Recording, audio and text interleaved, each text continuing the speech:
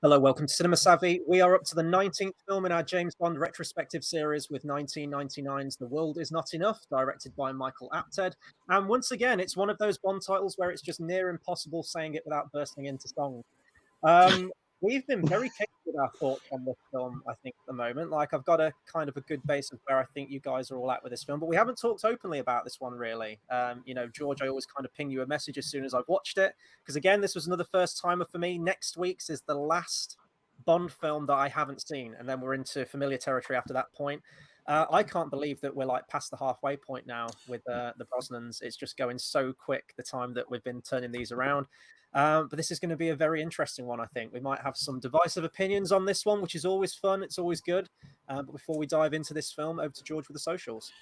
Absolutely, guys. As always, we want your thoughts on this one. Comment below your thoughts on The World Is Not Enough. Every week I keep saying there's been a resurgence of the film, and it's took me too long to realize it's because everybody's watching them every week in preparation for No Time to Die. So people, if you've been watching this in the last week or you plan on doing it, let us know your thoughts, all your thoughts on this film. It's 20 plus years old now, so you don't need to worry about spoilers on this instance. So comment below everything, hit that like button, subscribe. We've got way more Bond videos on the way, not just the films. We've got a lot of other Bond stuff happening, which we'll go over as well. And of course, this is the penultimate Bond film. Might as well start prepping for Die Another Day next Tuesday. So that is 1,000,000% one to also join us for. But as we said, if you want to know where to find us, where to watch our videos, Cinema Savvy on Facebook, Twitter at cinema_savvy, letterboxd.com/cinema savvy, and we have a link to TeePublic in that description below. But as you guys can tell, we are rejoined by Tom and John from Really 007 Podcast. Delighted to get you guys back on, and also one that was requested. I'm going to say this a long time ago. This has been probably one of the earliest prepped videos of ours, which is quite exciting that we finally get around to it. Yeah, always love to see you guys. Always love to talk about The World Is Not Enough. Oh, The World Is Not Enough. Sorry, Chris, I couldn't resist. Nice. What you said. No, it's great to be here. Oh, epic. Well, yeah, this is going to be, I guess we always kind of start with like first time watching the film, right? So I'm going to pass straight on from me because I watched this for the first time yesterday. No sort of like song and dance about that.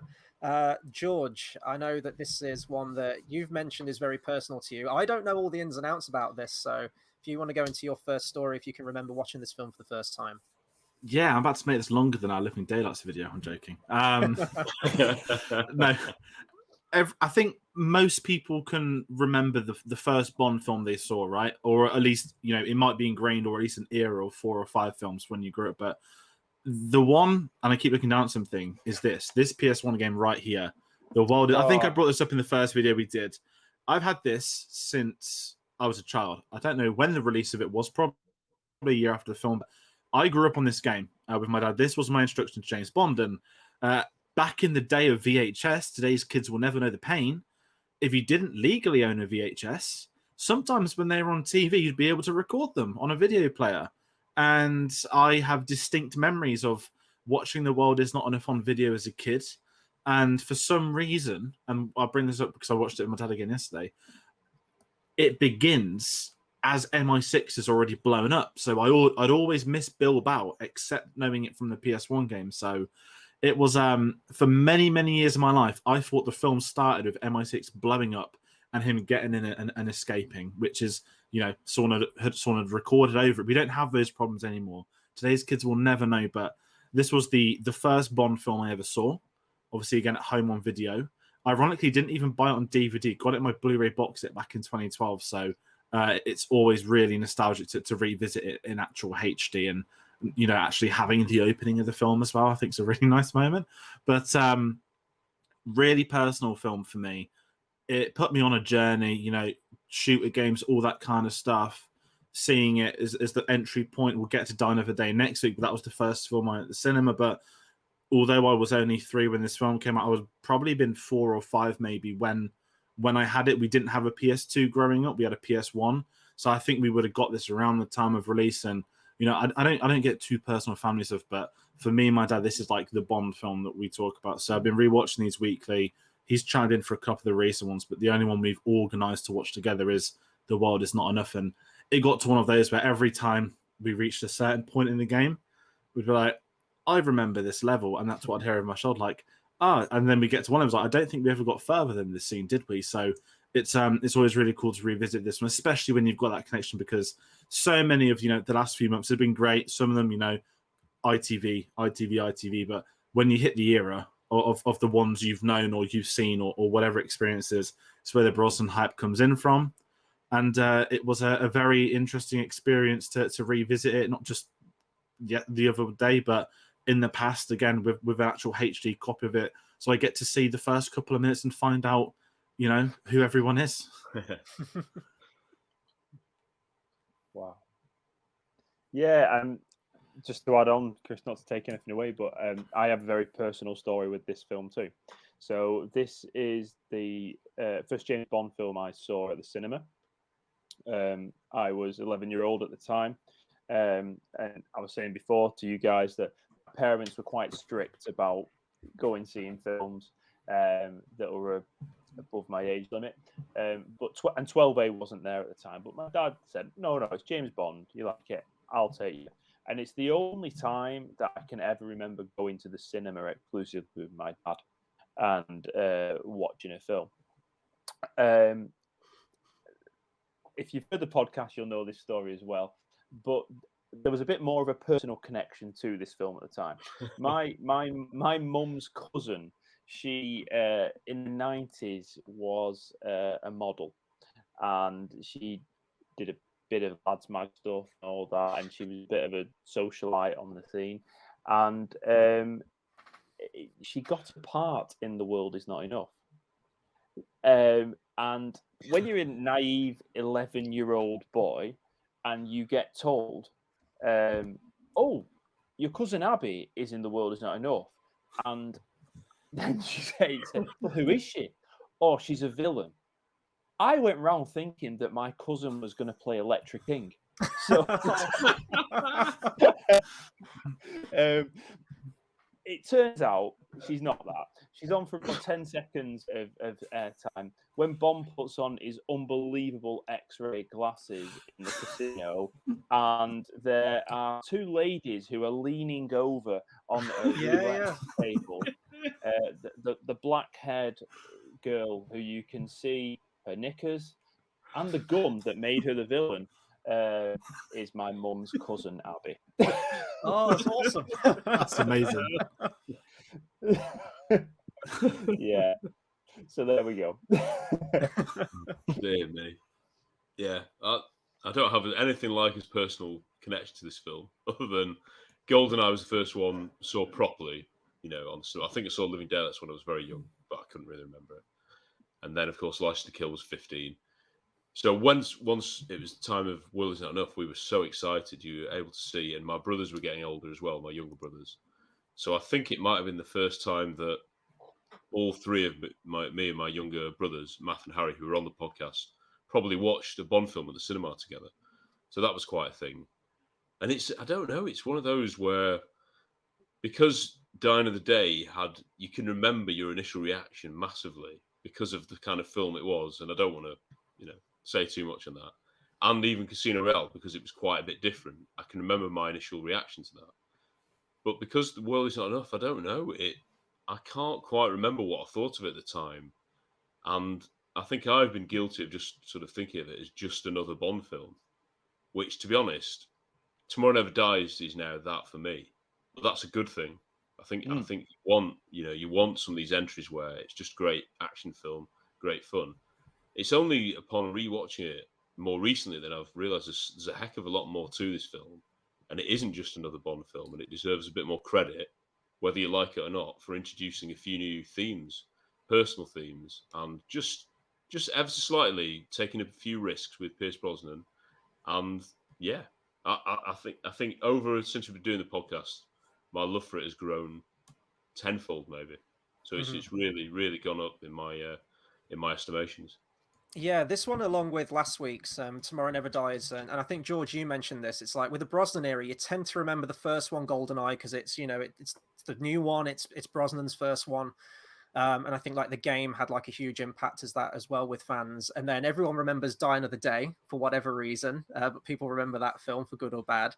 And then you've kind of got these two middle films that are almost interchangeable, or maybe they're not talked as much, you know, all that kind of thing. So I knew exactly nothing about this film at all going into it. I didn't know who was the villain, who was cast in it, anything like that. So that's why I always love the opening title sequence, because I can see which actors are in this one. I was like, oh, Robert Carlyle's in this one, and Robbie Coltrane's back, and we'll talk about him later because he's absolutely tremendous in this.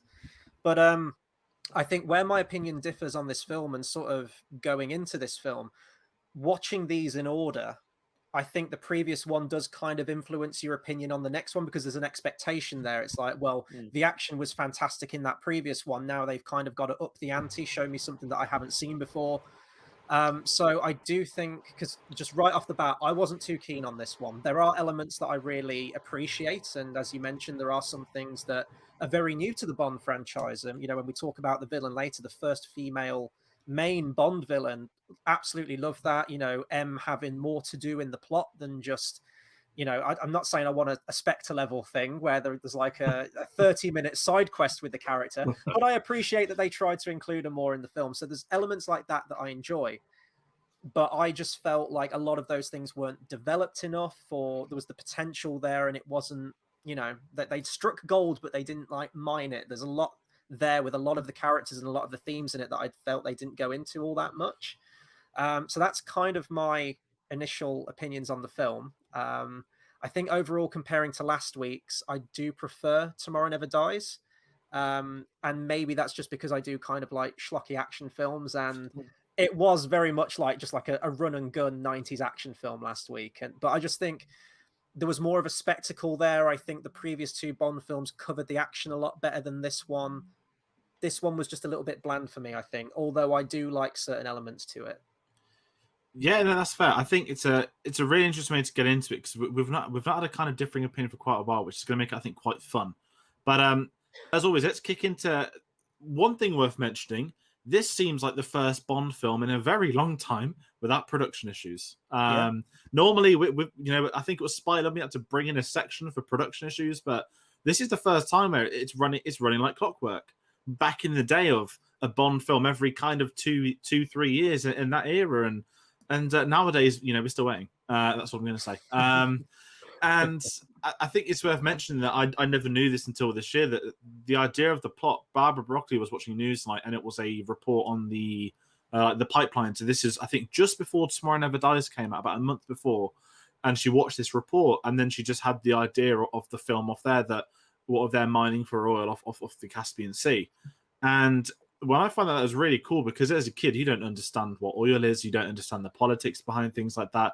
It was just like, oh, there's a tunnel with a pipe and they want to blow it up.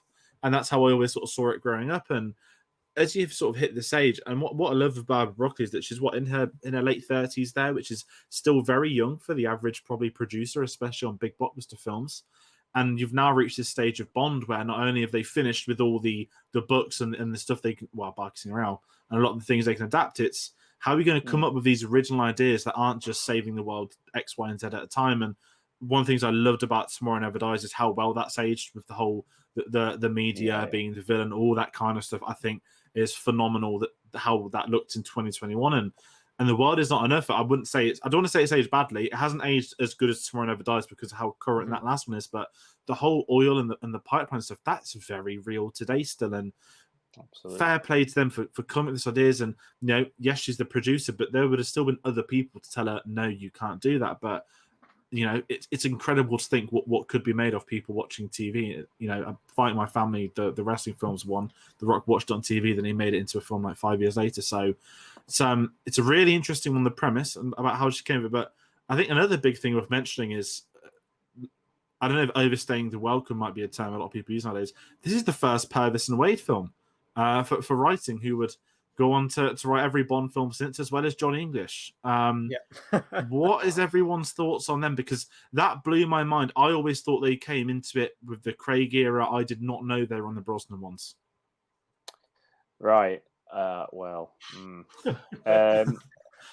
Purvis and Wade, they have written 2 fantastic scripts. One of them is Johnny English, and the other one is this. No, and what do I think? I think you see the best of them in this film. I think a lot of the ideas that come out of this, I think, these are really good ideas. You also start to see some of the worst traits of their script writing in this film with some of the corny lines. And I think one of the things that you see in this film is that with Michael Apted as the director, he does a sensational job pulling this back and really keeping it towards the character. You'll see in Die Another Day that the director there just gives free rein and basically just decides that no, we'll add some more corny lines to the ones already given and we'll crank it up.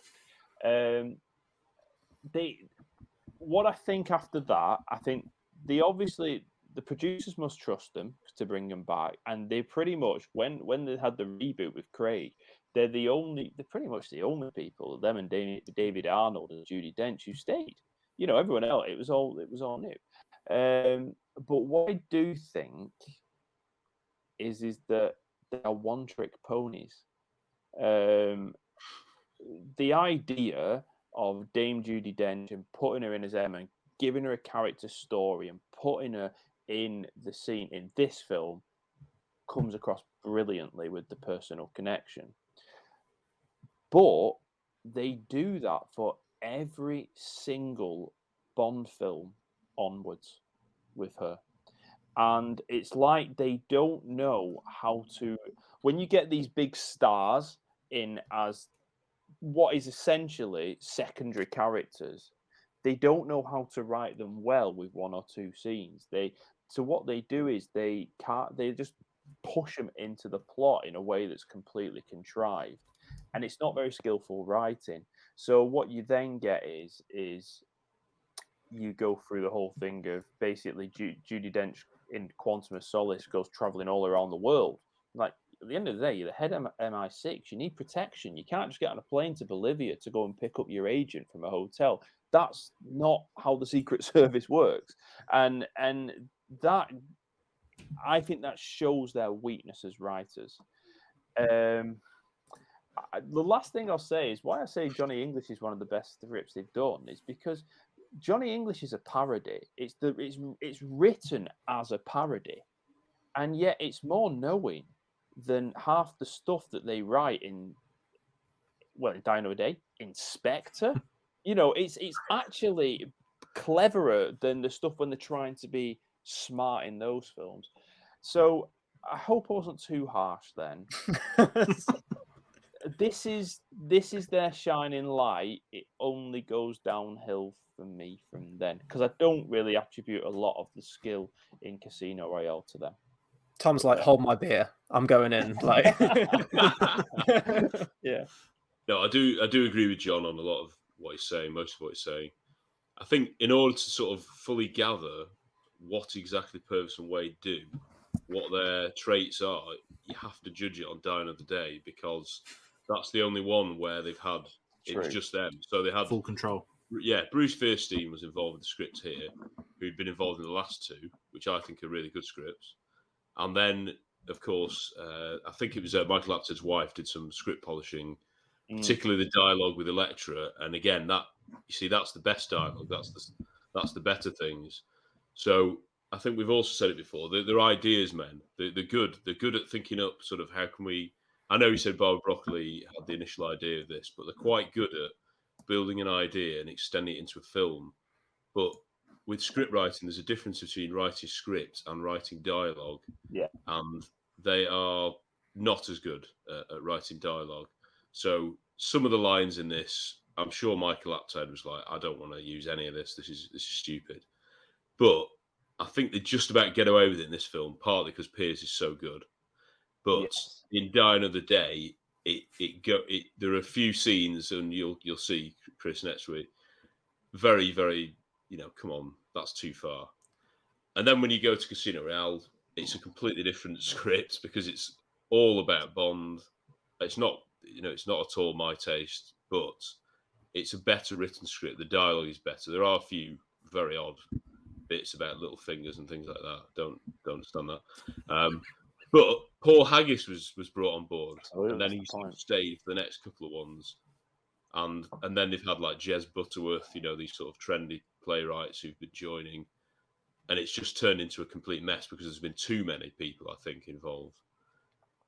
But I think Purvis and Wade, they get a lot of stick, but they've written two of the most popular Bond films that people seem to love in Casino Royale and Skyfall. So I know it's easy because Casino Royale, it's all Fleming, isn't it? You can say that.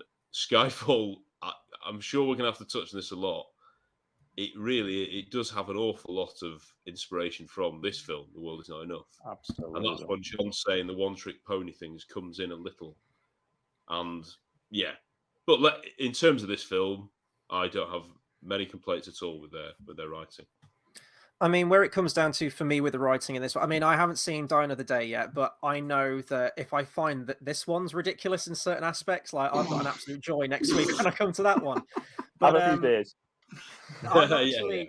I'm actually like thinking, because it's been ages since I've seen Casino Royale, although as my mind is right now, I've seen it a bunch of times. That is probably one of my favorite Bond films. The scripts to me seem so different from this one compared to those ones. Like I would think that they drafted in new writers for, especially Casino and especially Skyfall as well, because to me Skyfall does feel very different even from Casino Royale. To me, Casino Royale feels more like akin to sort of like a joyful Bond film, a bit more so than all the other ones that followed it. Certainly Skyfall or Spectre, where they've become a little bit more somber. But those are sort of like intrinsic sort of like character studies almost on Bond, and that's kind of what the Craig era has been from that point onwards. My problem with the screenwriting in this one is that it feels like a film that just doesn't know what it wants to be. There are great ideas in there, as we've mentioned, Elektra King probably being chief among them as the best, I would say, which was all their idea. When they were drafted in, they were adamant they wanted a female major villain. Barbara Broccoli was, head over heels about this, and, they were full guns blazing with it, which is great. But there are so many aspects to this film that feel so dated. And I'm not talking dated as in like a 90s way. I'm talking in like a 50, like 60s, 70s Bond kind of way. There's moments in here where it feels like it's kind of like aping off a Roger Moore Bond film. The bit in the intro which we'll talk about the opening scene in a second, where he's got this speedboat and he's driving through the streets. It's like the gondola moment in I forget which one it is. Is it not Octopussy? Which one is it again? Moonraker. Moonraker. There we go. I've seen a lot in close succession, and they all kind of blur into one for me after a point. Come on though, we've just got to remember though. What is wrong with tributing to Moonraker? This is something that's fine in a Roger Moore film, but I don't need that in my Brosnan film. So it's little moments like that. The bit where they're in the weird CGI rocket car hurtling through an oil tunnel. What the hell is that? Like, there's so many moments in this film and just the structure of it that feels. And the entire character of Christmas Jones, just everything about that character, everything. It felt like it was clashing. It felt like it wanted to be this serious character study on Bond and sort of like the yin and yang between him and Elektra King and how similar they are, but she's kind of gone fully over to the dark side and Bond can keep a control on his dark side. I like the elements of bringing M into it slightly more, although they kind of don't do much with that in this film, in all honesty. And Elektra King's fantastic, but then there's so many other bits around it that just kind of fall on its arse a little bit with me. The Robert Carlyle stuff is we'll get to that. Yeah. And one really quick thing, not worthy of a round table. This was the final Bond film pre-2000, the Y2K book. There are references. The as I keep horribly getting wrong now, the Millennium Dome, as it was back then, is the centerpiece as far as I'm concerned. And I'd imagine contextually in 99 that was probably a massive deal that they filmed a Bond sequence on it. Yeah. And obviously now, today's kids like, Daddy, what's the O2 Arena doing? Why do they care? But yeah. Let's get into one of the rumored titles as well. Sorry, it was Bond originally 2000. meant to be called Bond 2000. There was Death Waits for No Man, Fire and Ice, Pressure Point, Dangerously Yours. Fire and Ice. Could you imagine? It's like Game of The World Is Not Enough is great. I mean, just talking about the title, there's a lovely little reference. I think it was at one of Majesty's when his family aunt is The World Is Not Enough. Absolutely love that reference. Yeah. And obviously I saw this way before on a Majesty. So when they said on a Majesty, I was like, oh, they did that film. And she was like, no, it's very different. But let's talk the pre-credit scene. Bilbao / Thames. As I said, I did not know about Bilbao except the game. I'd always wondered, why is he doing in his suit in this building? And why do I suddenly get to watch it at home when it's him chasing at MI6? So it's very weird that we get two different locations, sort of cities, countries, I guess you could say, for a pre-credit sequence, and I absolutely love it. And again, I still feel new every time I watch it. I'm going to keep saying that. It's really hard for me to think about Bilbao because in my headspace, it's always been the Thames sequence. And let's be honest, the Thames sequence is the best part of all of that. But this is, I've said this in every Brosnan one. He has the best pre-credit sequences. I will say that this one is it second to Die Another Day? I will let you all know next week. But this one, again, bias of the game, bias of me watching it for the first time. To me, this pre-credit sequence is right up there. It is exactly what you want to kickstart you into a Bond film. It's the best action set piece of the entire film. I'm just going to chuck it in now as well. Yeah. The whole concept of the chase, the underwater tie adjustment as well. It is so well done. And just getting, I mean, it sounds really horrible. I think it's the first time we get MI6 exterior of that place in London. Yeah, I think so. Know.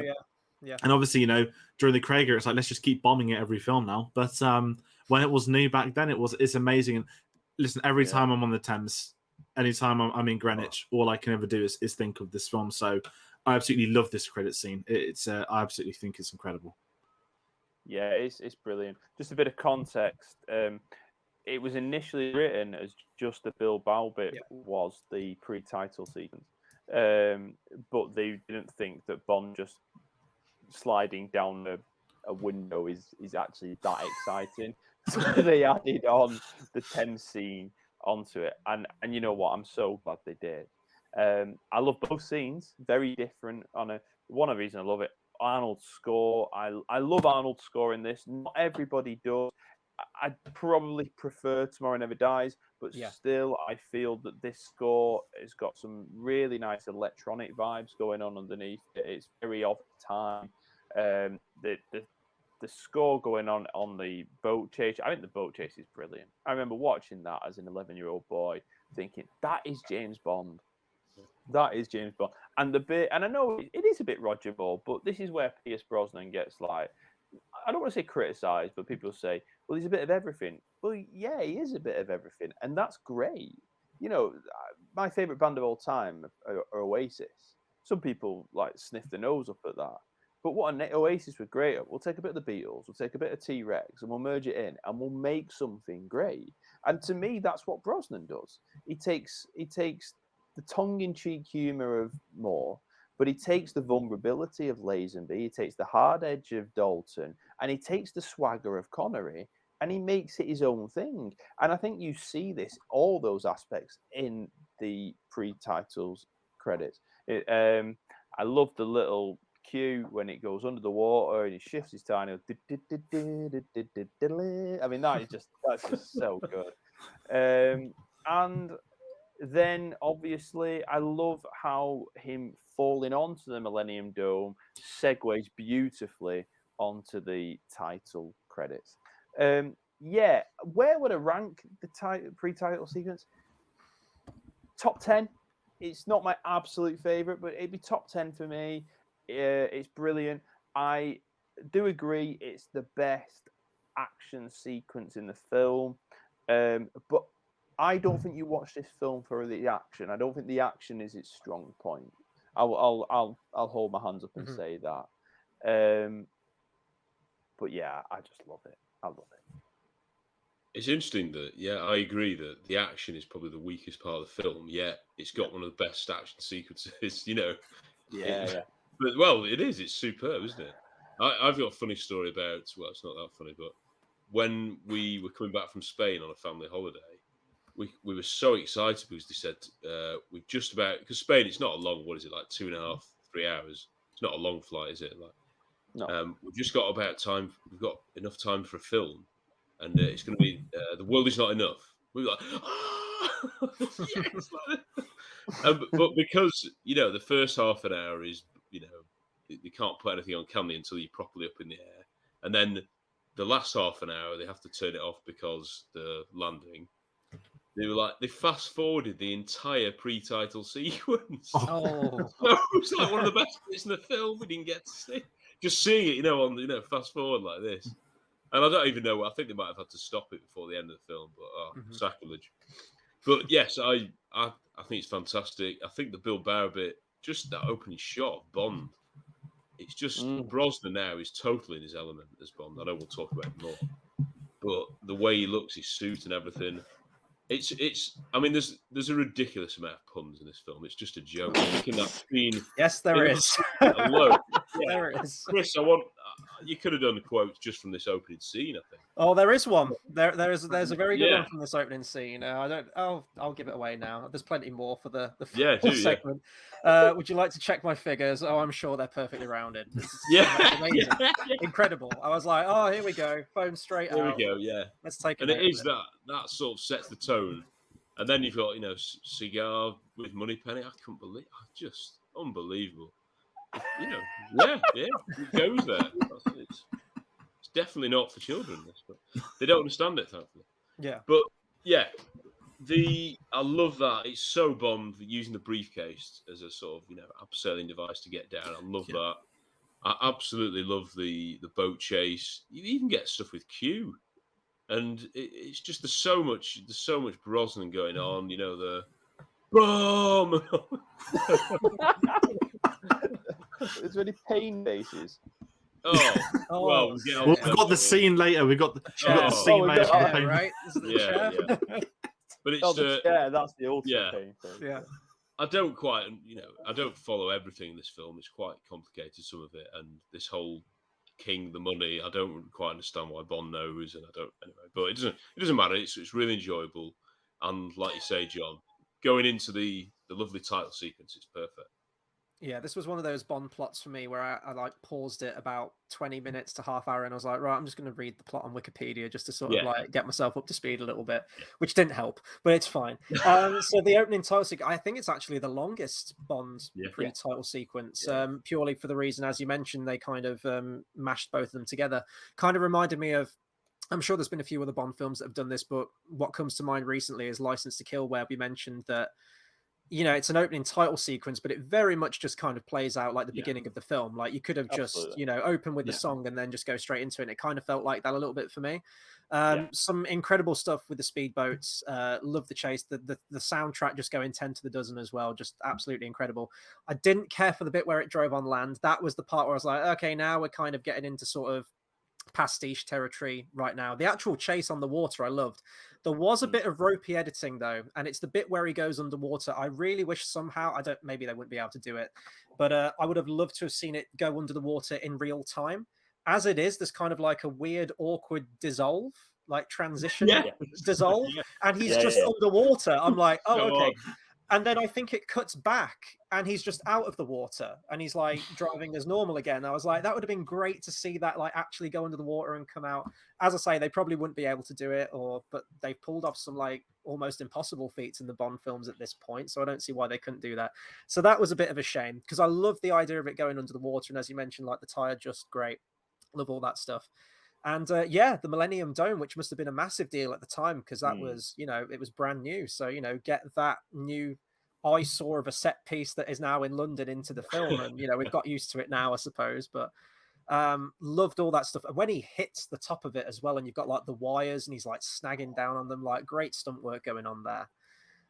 So I loved all of that stuff. It was just the bit where it went on land a bit. I thought this is going on a little bit too long now. I think some people mentioned that last time because I mentioned when we did Tomorrow Never Dies, I loved the helicopter sequence with the motorbike. That's probably one of my favorite action set pieces in Bond. But some people said it aired on the side of going on a little bit too long. That was kind of me with this one. I was like, okay, let's just get to the title sequence and get into the film a little bit. But I mean, the stunt work and the driving and everything, it's everything you want from Bond, isn't it? And it's great that it's in London this time. There's actually like a set piece that happens so close to home, which I thought was great. I love when he ramps it out of the MI6 building as well. And I think it's the main Bond theme kicks in, doesn't it? And he like crashes it into the water. Loved all that stuff. So yeah, I don't know where I'd rank it in terms of like my favorite openers, because I do really love Golden Eyes and I love Tomorrow Never Dies as well. So because it's still this film's still fairly fresh for me, I think I still do prefer those other two. But when the soundtrack's just like coming in with this one, it's everything you want from Bond, really, isn't it? Yeah, no, definitely. And speaking of Bond, let's talk about the great man once more himself, Pierce Brosnan, his third outing. John, I love what you mentioned earlier when you said that he's got a bit of everything. And the term I keep seeing online now is that he's the emotional one, as well as being the jack of all trades of everything else. And, I always laugh at the beach scene at Goldeneye when it's, just him like just looking on in thoughts about shopping. And yeah, and I think the best thing this film did, I mean, this is more for the Elektra section, which we'll get to, but to make him have the attachment to someone that becomes a villain is, I think, was one of the best ways to use it. Because let's be honest, guys, I've watched a lot of Pierce Brosnan films recently, right? I've seen Mrs. Doubtfire, I've seen Thomas Crown Affair, I will not be watching Mamma Mia, but I've noticed in every film, I wonder if he's contractually obligated to take his top off now. Because everything I've seen him in, like he just like has, even in The Foreigner, he's topless in a scene, and I'm just like, is it obligated at this point in time? And that was 2017, but yeah, it's incredible getting seen. But I think this is one of his best performances as Bond. I'm gonna say this is the best one after Goldeneye. In absolute truth, I think we know what we've got with him. We've had 2 films now. We know this is the Bond. This is how he's gonna play it. And let's see what we can spice up with him. And the best stuff is all the stuff with Elektra with him. We get the ultimate pain face as well, which we mentioned, which we'll get to, because that's just like that's a dream, isn't it? Like they must know him by the time you've got to the 3rd film. Like, you're really good at this pain face. What if we created a torture device where we only see your chin? And it's probably, I want to see the behind the scenes. But I was going to say, being strapped to a chair by Sophie Marceau, that sounds like a dream to me. Like, yeah. Let's get it going. Maybe it's not a pain face. Sorry. No, it's so good in it. But I think with this one, I don't want to say this is his last great performance. He only got one more and a game to play James Bond, so I think he's superb in this. And I think he's at the point where he's got the confidence in the role. He's an A-lister. He's everywhere. Where like he is, I don't want to say handling the fame, but you look at Craig, and I'd say it took Craig. I mean, he got it all on Casino Royale as far as I'm concerned. But you look at how their bonds are, and they didn't need to change anything by the time on the 3rd film for Brosnan. The Goldeneye, you were 99.9% there. Tomorrow Never Dies, you completed it. Whereas we always say Roger Moore, you had to wait for The Spy Loved Me to get it nailed on. Dalton, I think, had enough in the first one, but License to Kill was just like, that is the perfection of Dalton's Bonds. And I think Brosnan's, he's one of the few Bonds where he got to it so quickly. And I think that it means when they bring in the other characters, and what he's so good at in this film is how he interacts with everybody. I know it sounds really dumb because it's the actor's job, but you can bring in a completely different character, and Brosnan's interactions with them is going to be different. Whereas with, I love Craig, but he's very one note with everybody, and I know that is very much his Bond at this point in time. That hopefully we get more of the emotional stuff in No Time to Die. But the way they set him up in Casino, he stayed this sort of the hardcore killer for so many films, and I think Brosnan's a bit of a softie in absolute truth, and I'm here for it. Yeah, we actually had a similar conversation about this the other day, about how Craig, for me, his best performance is Casino Royale, but he has stayed as that kind of character, whereas a lot of the others changed. Some not necessarily better, but Connery is amazing, don't get me wrong. Connery, first 4 are amazing, but Diamonds Are Forever is like a completely different performance. I like it, but it's just a lot more laid back. Roger can do everything. I mean, the For Your Eyes Only is just so serious, and then you go back to Octopussy, and he just goes Moonraker. He's just having a laugh, and he goes around. This to me is the most rounded of Brosnan's performances. Brosnan in Goldeneye for me is a superstar. He's a movie star. You look at him and you just, wow, he's there on the screen. He's so comfortable in Tomorrow Never Dies. But I think I remember reading that he wanted something more to chew at. He wanted to be able to act a bit more, to show a bit of emotion.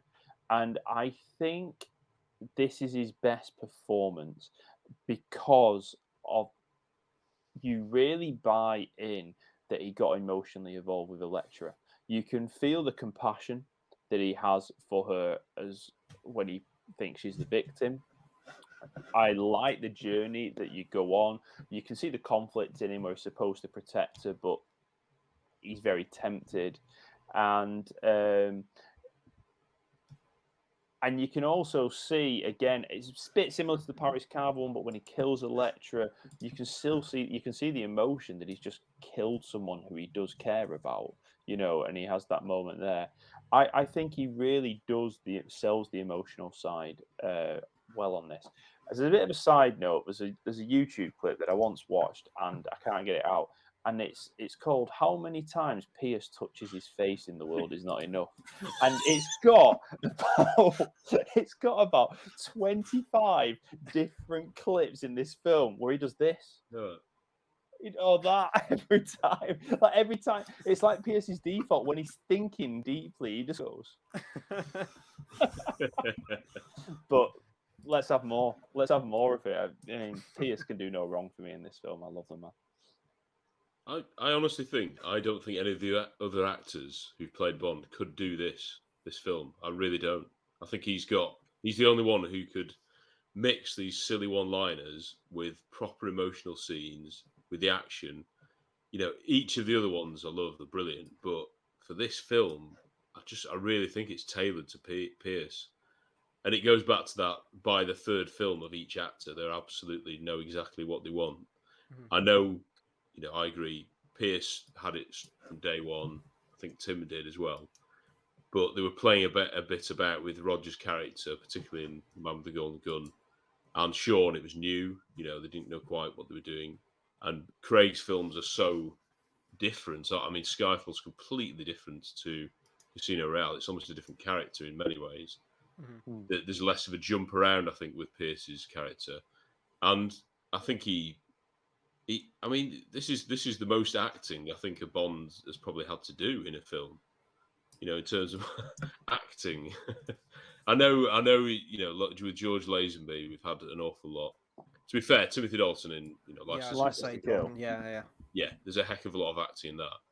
But for Pierce to sort of mix that kind of steeliness with the sort of jokes and the sort of, the banter with Q, there's so many scenes he's likable. And the romance, because obviously in the Timothy Dalton ones, there is a bit of romance, but this is a proper romance. I think it, apart from, Tracy and, of course, Vesper Lind, this is the third, isn't it? This is the most we've ever seen Bond actually connect with a woman. And Brosnan is superb in those scenes. Like when he's touching the screen early on and he's sort of just looking at her face, even though we don't think he's hardly met her then. He's only met her briefly then. And he is actually... I'm trying to think what they say in Love Island. he's catching feelings. I've got the feels. Oh God! Like that, I can't believe you just admitted to watching Love Island. I've never watched an episode in my life, and I didn't know it'd ever get referenced on this channel. It's just I only watched it so I could use that reference for Pierce Brosnan. Right. Watch out for Love Island. We are going to be reviewing Love Island. Tell me, can we get like a Bond Love Island? I'd watch it if it was just like Pierce Brosnan, like silver-haired fox. Yeah, that would get people in. Yeah. And like, can it be the same desert island as the one from that one scene in GoldenEye? Can we just get back on that island? That can be the Love Island.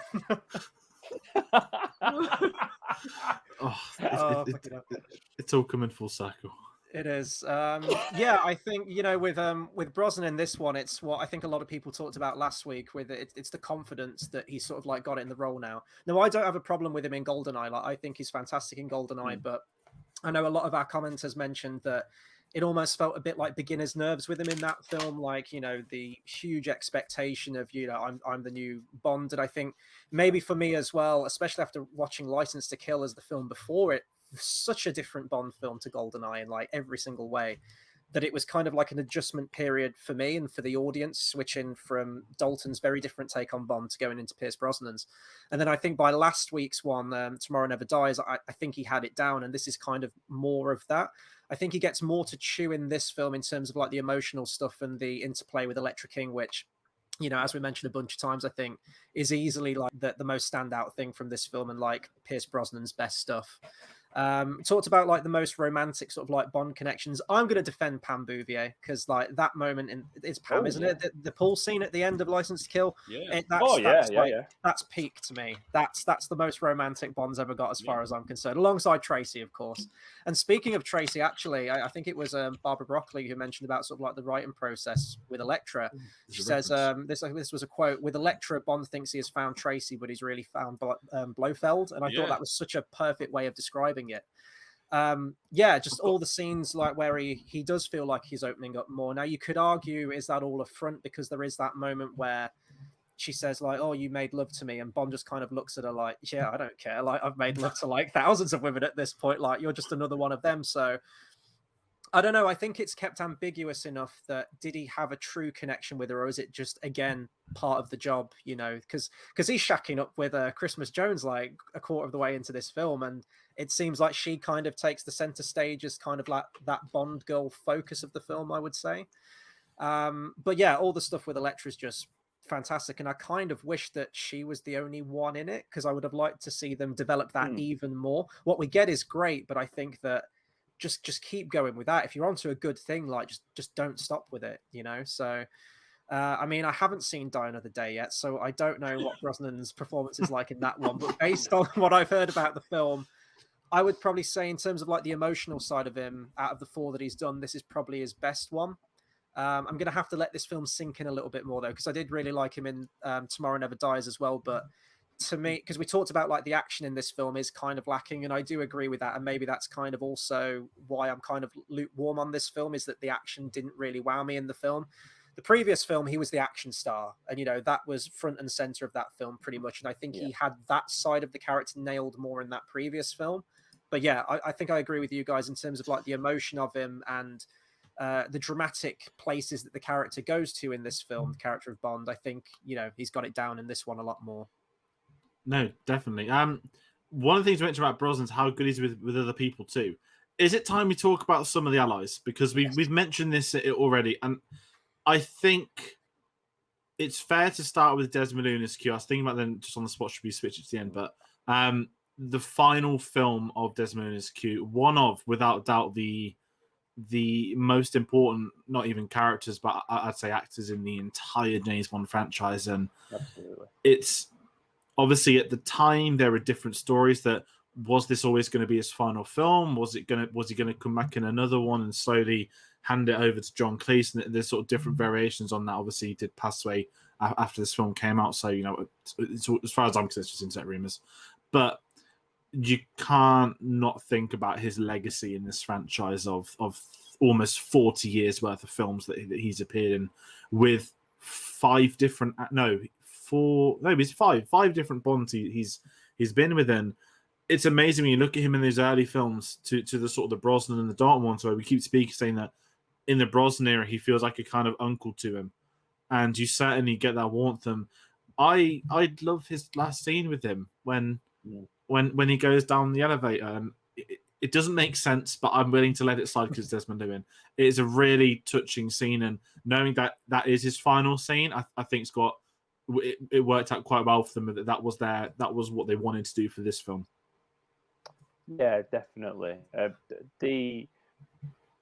The journey of Bond and Q throughout the whole of the series is quite an interesting one.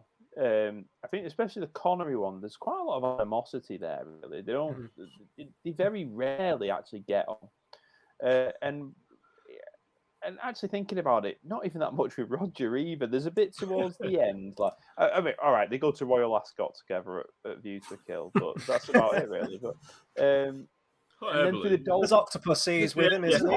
There's a hot air balloon, but he even says, "Oh well, you should be good at it because it runs on hot air." You know, he's having a go in there. But the Dalton era, especially License to Kill, brings this kind of bit more begrudging reliance on him.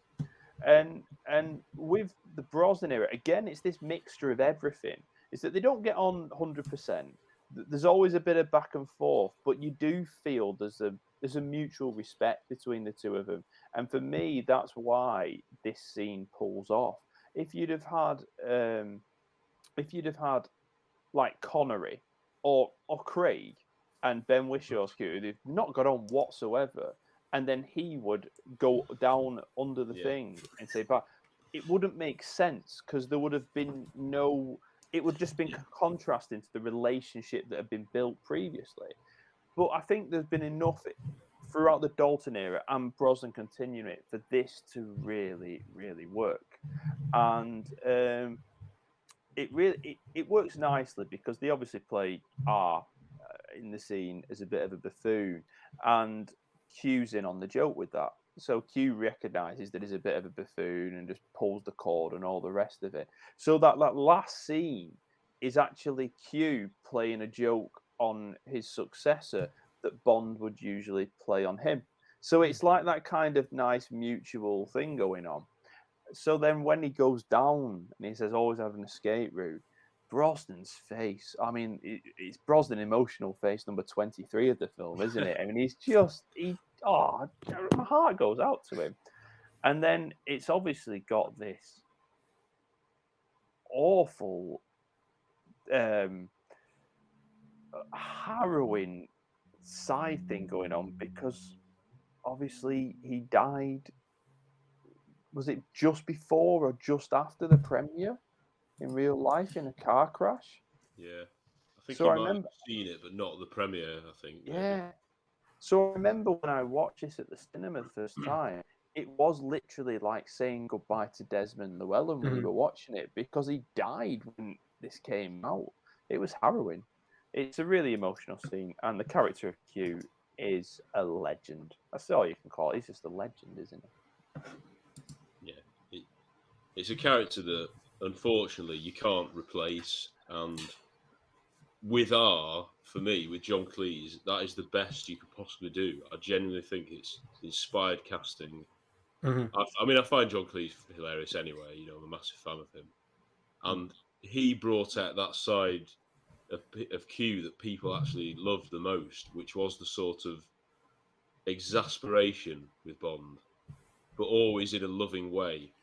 And if Brosnan had gone on and everything, it would have been great to see that develop over the years, and he would probably still be there now. I agree. It wouldn't have worked in Casino Royale. I know M's the same, but you couldn't have had that going on. So that's a shame. But I think it's perfect, like John says, the interplay between them. So you've got the three of them, and it's just a hoot, that scene. It's one of the best Q scenes for me. And the gadgets are brilliant, you know. What is it? Time to Pay the Piper with the bagpipes. Plenty more, Chris. That was actually a double whammy of a pun, that one, because it's Pay the Piper, and then he says, "Oh, pipe down, 007." Pipe down, a 1-2 punch. It was like puns everywhere. I love it. It's class, but it's one of these weird, almost, you know, it imitated itself because. I remember when I heard it was going to be his last one. I don't know whether they decided that before he died because it was such a perfect way to go. It would have been odd had he stayed alive that he was in the next one just doing a normal scene or something. So it did work out well, but it's such an underrated and awful. You know, he died in a car crash, and I think most people just assume he died of old age, and no one ever mentions it. But it's really sad. And Pierce, he had a great relationship with Pierce. I know they got on so well, and it really shows. And what an absolute legend. And I don't think you could have had a better way to have a character leave. I really don't. I think it's brilliant. I think it's just because he was like one of the most longest serving crew members as well, you know, like casting crew members, and as well, you say 5 Bonds that, you know, he's kind of served under as well. So, and you know, there's a reason that they kept him on as well. You know, Bond's gone through like countless kind of reboots and everything and redirections over the years, and he was always the one that they kind of kept on, which, you know, is just shows how great he was. And especially the last few films as well, every time he showed up for his first scene, I'd get a kick out of it and be like, yeah, he's back, because I just love him. And I think a lot of that is sort of that shift in not perception of the character, but his interplay with Bond that you mentioned that kind of started with the Dalton ones, which I agree with. And I like in License to Kill that they kept him around more for that film as well, and he had kind of a bit more to do. Obviously, he kind of only gets really one scene in this particular film, which was a bit of a shame. But I think if you are going to have, you know, and it is kind of like the benefit of hindsight as well, really, isn't it? I think that knowing what happened does add a lot more sort of like emotional resonance to that particular scene, which on paper might have just been, there's no more place for him in the movie, so let's just write him out. But with knowing what happened, I think him using one of his own gadgets to sort of take himself out. You have the passing of the torch moment with John Cleese's character, and then he uses like his own tech to sort of like get out of the bit. I thought, that is a nice sort of like farewell for the character. It's a real shame. I do love John Cleese, and actually he's, especially going into the next one, I thought he would have more to do in this film. Like we say goodbye to Q fairly early on in the film, and I thought that the character of R, I think it is, isn't it, John Cleese's character? I thought he'd be in like the rest of the film, but we only really get that introductory scene. And I think it's probably better that they did that, because you sort of have like a taste of what's to come almost, even if it is just for one more film. So I am very much looking forward to John Cleese in the next one, because as you mentioned, Tom, I'm a massive John Cleese fan. Faulty Towers, Monty Python, among loads of other things. He's just tremendous. I'd say he's probably a lot more doddering than Q was, so I like that there is a difference. It doesn't feel, at least not at this stage anyway, that it's a complete carbon copy of Q. And I think if they'd have tried to do that, I don't think that would have been the right way. I think that would have been disrespectful as well to Desmond Llewelyn to try and do that. So I like that it is a different character. He's serving the same function and the same role as Q, but he does feel fundamentally different from what Desmond brought to the role. Yeah, definitely. And sort of adding on to that as well, even knowing that it was only 13 years later, there was no Q in Casino, none in Quantum. And to bring him into Skyfall was a massive thing. And I think, we'll get into it in the Skyfall video, but the fact he was younger, more modern, I think also pays so much respect to Desmond that they're not trying to copy him. It's not another older gentleman joking. It was the perfect casting, which we'll get to in a few weeks. But I think that's always been a really big thing. When he came back, it wasn't here's a Desmond Llewyn copy, because I don't think you can just carbon copy someone in the same way that the M's have evolved over time. It was only right that the Q's do as well. And John Cleese, I think you're bang on there, Chris. We'll get more of him next week when it's easier to make that judgment. And I think he also came in for a couple of PS2 games down the line, so he's one of them where he got a couple of goes, but it's in that weird era of what could have been if Die Another Day didn't do what Die Another Day did. Off the back of that as well, let's stick with the numbers. Sorry, not numbers, letters. M. We've kind of touched upon M being integral to the plot. I don't have much more to add than what we said, but going back to what you said, John, about sort of the writers, I think it's bang on with this one that I think they did the right thing. When you've got Judi Dench, and this isn't any criticism to the previous M's, Judi Dench was a humongous name in theatre at the time. I think around the time had Shakespeare in Love come out just before The World Is Not Enough. Did she? I can't remember if she won an Oscar. Yes, it was. It did. You'd imagine for them, it's like, oh, we've got this supporting role character that's just got Oscar nominations or wins, and you'd be like, okay, what can we do with her? And this is where I love The World Is Not Enough. What they did with M, I think, everyone's got their opinion about who their favorite M is. Mine's always been Judi Dench. I think it'd be like Bond, who you grew up with, all the films you're attached to, and they put this incredible journey, and then Skyfall, I think, was the perfect way to end it. The way that she was a central focus point. Again, another discussion, I guess, but making her record, it feels so new. Going back to the pipeline stuff, it feels so new. It doesn't feel like the same Bond film. It doesn't feel like I've got a carbon copy of what's been done before. There's enough new things to add on to the Bond formula with this, and I think giving M an expanded role really did help, and that also goes down to how well they write Elektra, that they're able to weave in Robert King, because you've got a bit of the dodgy side of M as well, which I love the fact they can kind of not question her sort of her role, but when you get to Skyfall again in the future, it's a reboot, but it's that like you have been questionable before, and there are moments in this film. So I love what they do with Judi Dench, and she's back in her Blofeld costume as well, which I love. Yeah, and I noticed that, and I was paying attention to that one of this. I noticed it. Yeah. I'm going to do this now, and then we'll talk about it later. This, to me, is the most ambitious and gutsy James Bond film from 1990 onwards. And the reason is that a lot of Craig fans will say Casino Royale. No, what they did with that, going back to basics. I love Casino Royale, but that was a reaction. That was a reaction to critics. GoldenEye was a reaction to, can Bond be relevant? Stuff like Skyfall is very inspired by The Dark Knight. Have all these things. but we're in a period here where Bond films are coming out every 2 years. And, you know, Tomorrow Never Dies was 97, World's Not Enough 99. And I was listening to you talk last week about Tomorrow Never Dies, and you said it's a by-the-numbers formulaic script. And that's not a bad thing. That's a good thing, don't get me wrong. It's spot on that. But you have 2 years for this one as well. And yet in those 2 years, they decide, no, we're not having any pressure from people.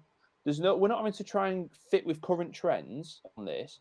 We are going to put women at the forefront of this film. We are going to completely do this. So there are 3 people you have to invest in this film. And this is why I'll partially defend Christmas Jones, because the only 3 characters you need to invest in is Elektra King, M, and Bond. Because they're the 3 people of the story. Everyone else are side characters. Renard may be talked about throughout the start, but it turns out that he's just a dog's body, isn't he? He's in love with Elektra, and he'll just do whatever she wants. And I think that is such an ambitious thing to do. And to have put M at the centre and to make it a personal story when beforehand we had zero kind of background into M's life. I mean, the nearest we'd ever got to seeing M outside was in Majesties, when Bond turns up at M's house and finds him looking at butterflies. That is how, and then he tells him about what he's found with Blowshot. That is as far as it's ever gone. And now we're going to go into M having some kind of personal relationship with Robert King, having a connection with her daughter, the backstory with that, and how, I don't know if it is Stockholm Syndrome. I don't know if the lecture was there from the start. That is it's ambiguous at best, but that's even better about it. But you can tell that M is the driving force for Elektra. It's revenge on M, as well as getting the oil pipeline. M is the focus. And Judi Dench plays it brilliantly. As a side note, it sets a precedent for the rest of them, because what then happens is you think, right, but she's done this powerhouse performance, she's been centrist, what do you do with her now? But coming on to your point about Shakespeare in Love, George, and being a supporting actress, she's in that film 8 minutes. She's in that film 8 minutes, but you remember her. She's in one scene. And that is why you've got to get back to the writing of then learning to put the secondary characters in the one scene, but make them memorable. GoldenEye is the perfect example of that. You know, you have the whole argument, and then Bond come back alive. But you know that she's absolutely nailed it. And they needed to go back to that after this. But as a one-off, this is perfect. I stand by it. Dame Judi Dench, this is a perfect performance. Yeah. John, great speech, mate. That's superb. I love it. I think because everyone just sort of thinks of the M film, the big M film, the Skyfall. But for me, this is far more personal to her. There's absolutely no indication, or she doesn't even remember Silver, does she? You know, there's no real connection between those two, and she's only really becomes properly personal. Okay, it's attacking MI6 like Mission Impossible, but it only sort of becomes properly to do with her as we go on towards the end. And it's a great ending, you know, and there's a lot of emotion going on, and it is a great way for the character to sort of her arc to end. But with this, it's straight away. It's from the pre-title sequence, the connection with King. You know, there's almost a suggestion in one scene, I think, that she might have possibly had a relationship with him at university, which is really interesting. I love these little lines. You don't need to go into it. You know, the audience doesn't have to know everything. She's not going to tell Bond about that. It's nothing to do with him.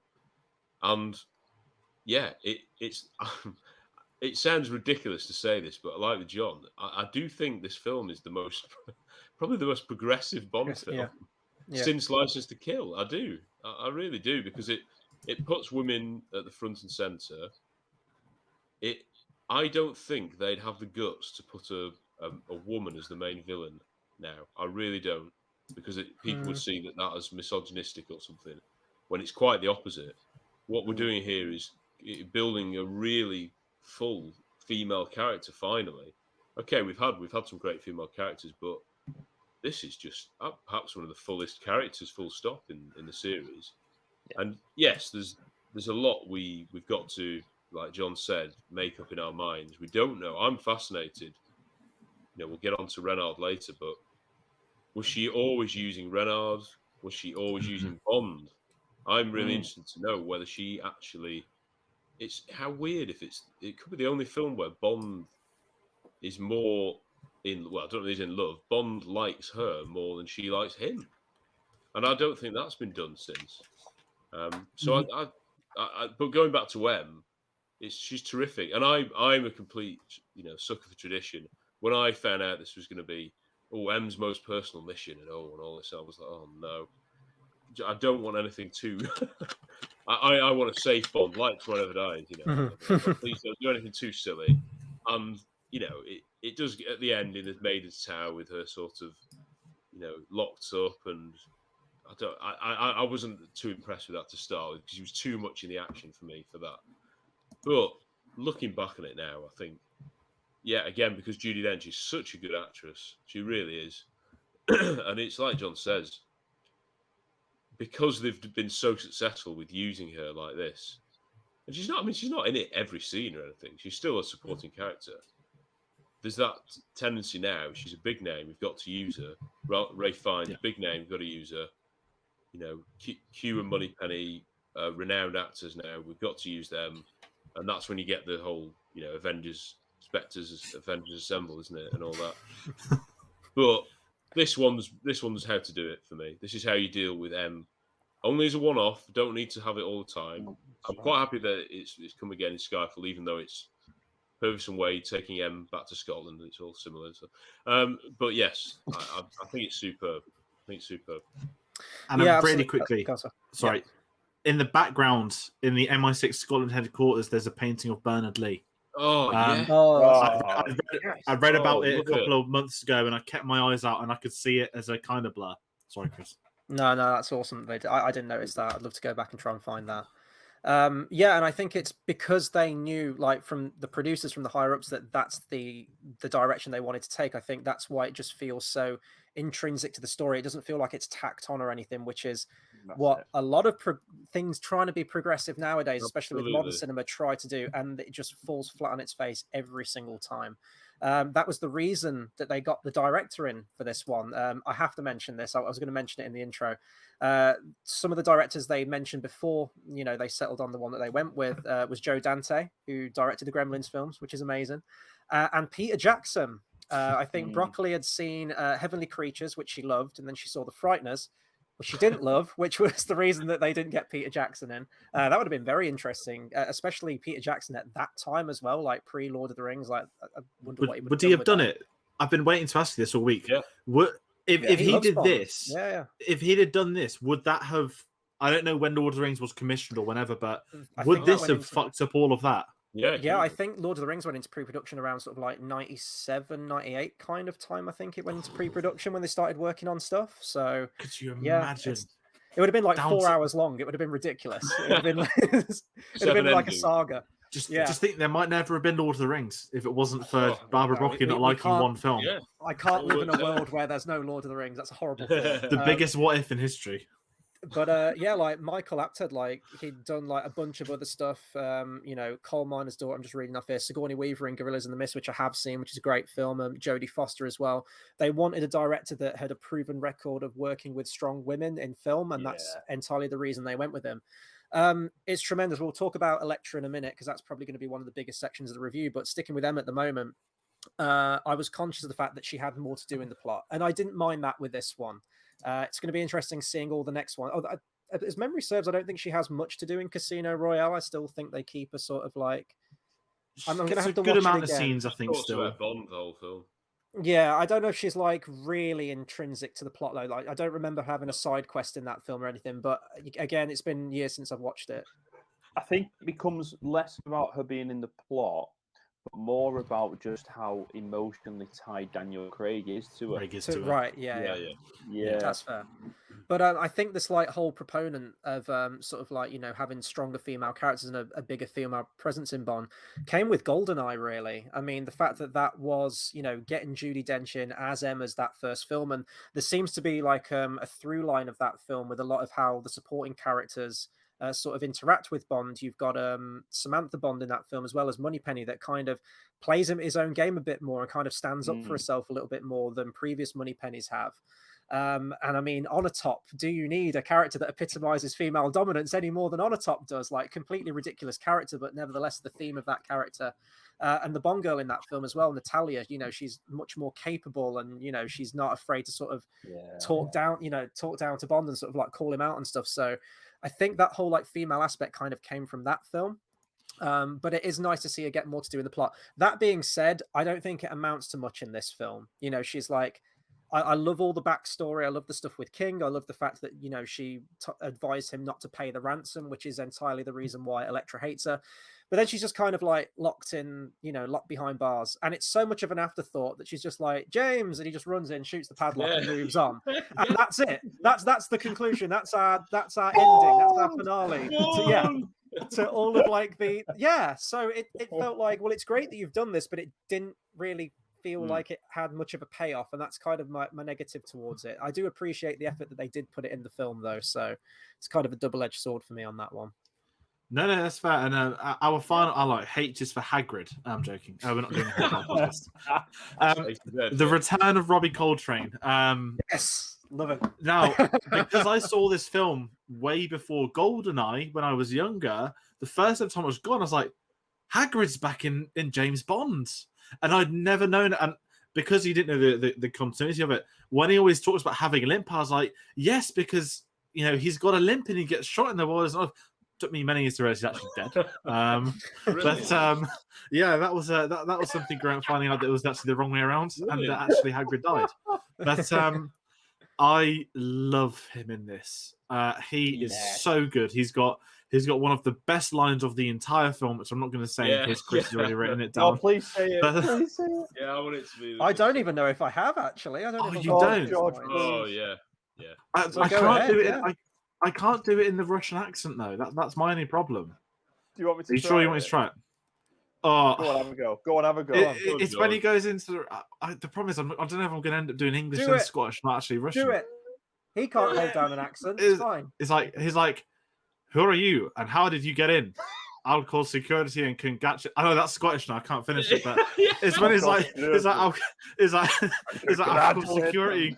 Congratulate them. Yeah. Congratulate. I don't know when he's Russian or when he's Scottish, and I'm just kind of sat there all the time like it's Hagrid making moves on women. I've not seen this before. Yeah, but lads, isn't it? No, he is so good, and also I didn't know that Goldie was a real like famous person. So like when I watched my dad the other day, like Goldie appeared, and he just started laughing. I was like, "What is he famous?" He was like some rapper from Bristol. I was like, "Oh." George, but no, Goldie MBE.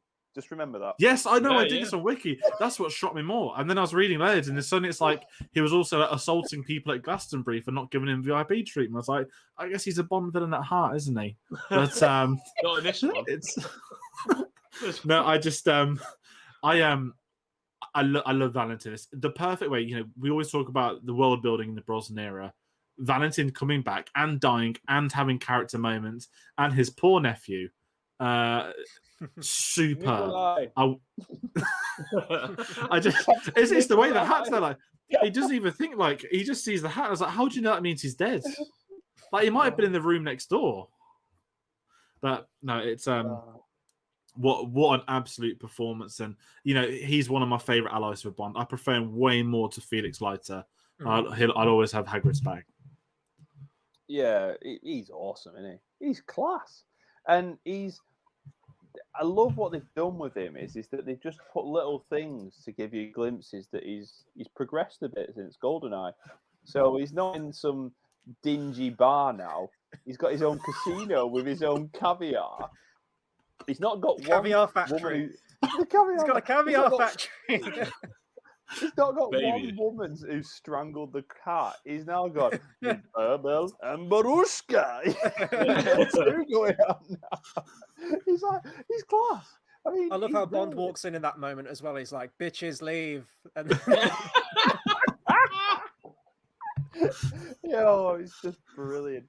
And his death scenes, brilliant because just he genuinely is disliked Bond throughout the whole of this period, and he could have had his last moment. He could have genuinely killed him as a revenge for giving him the limp, but instead he chooses to shoot the bar, and then that lovely little like I can't eyebrow lift he does and smirk just before he dies and goes to the floor, and it's just a lovely bit of just acknowledgement there that there is a mutual respect there.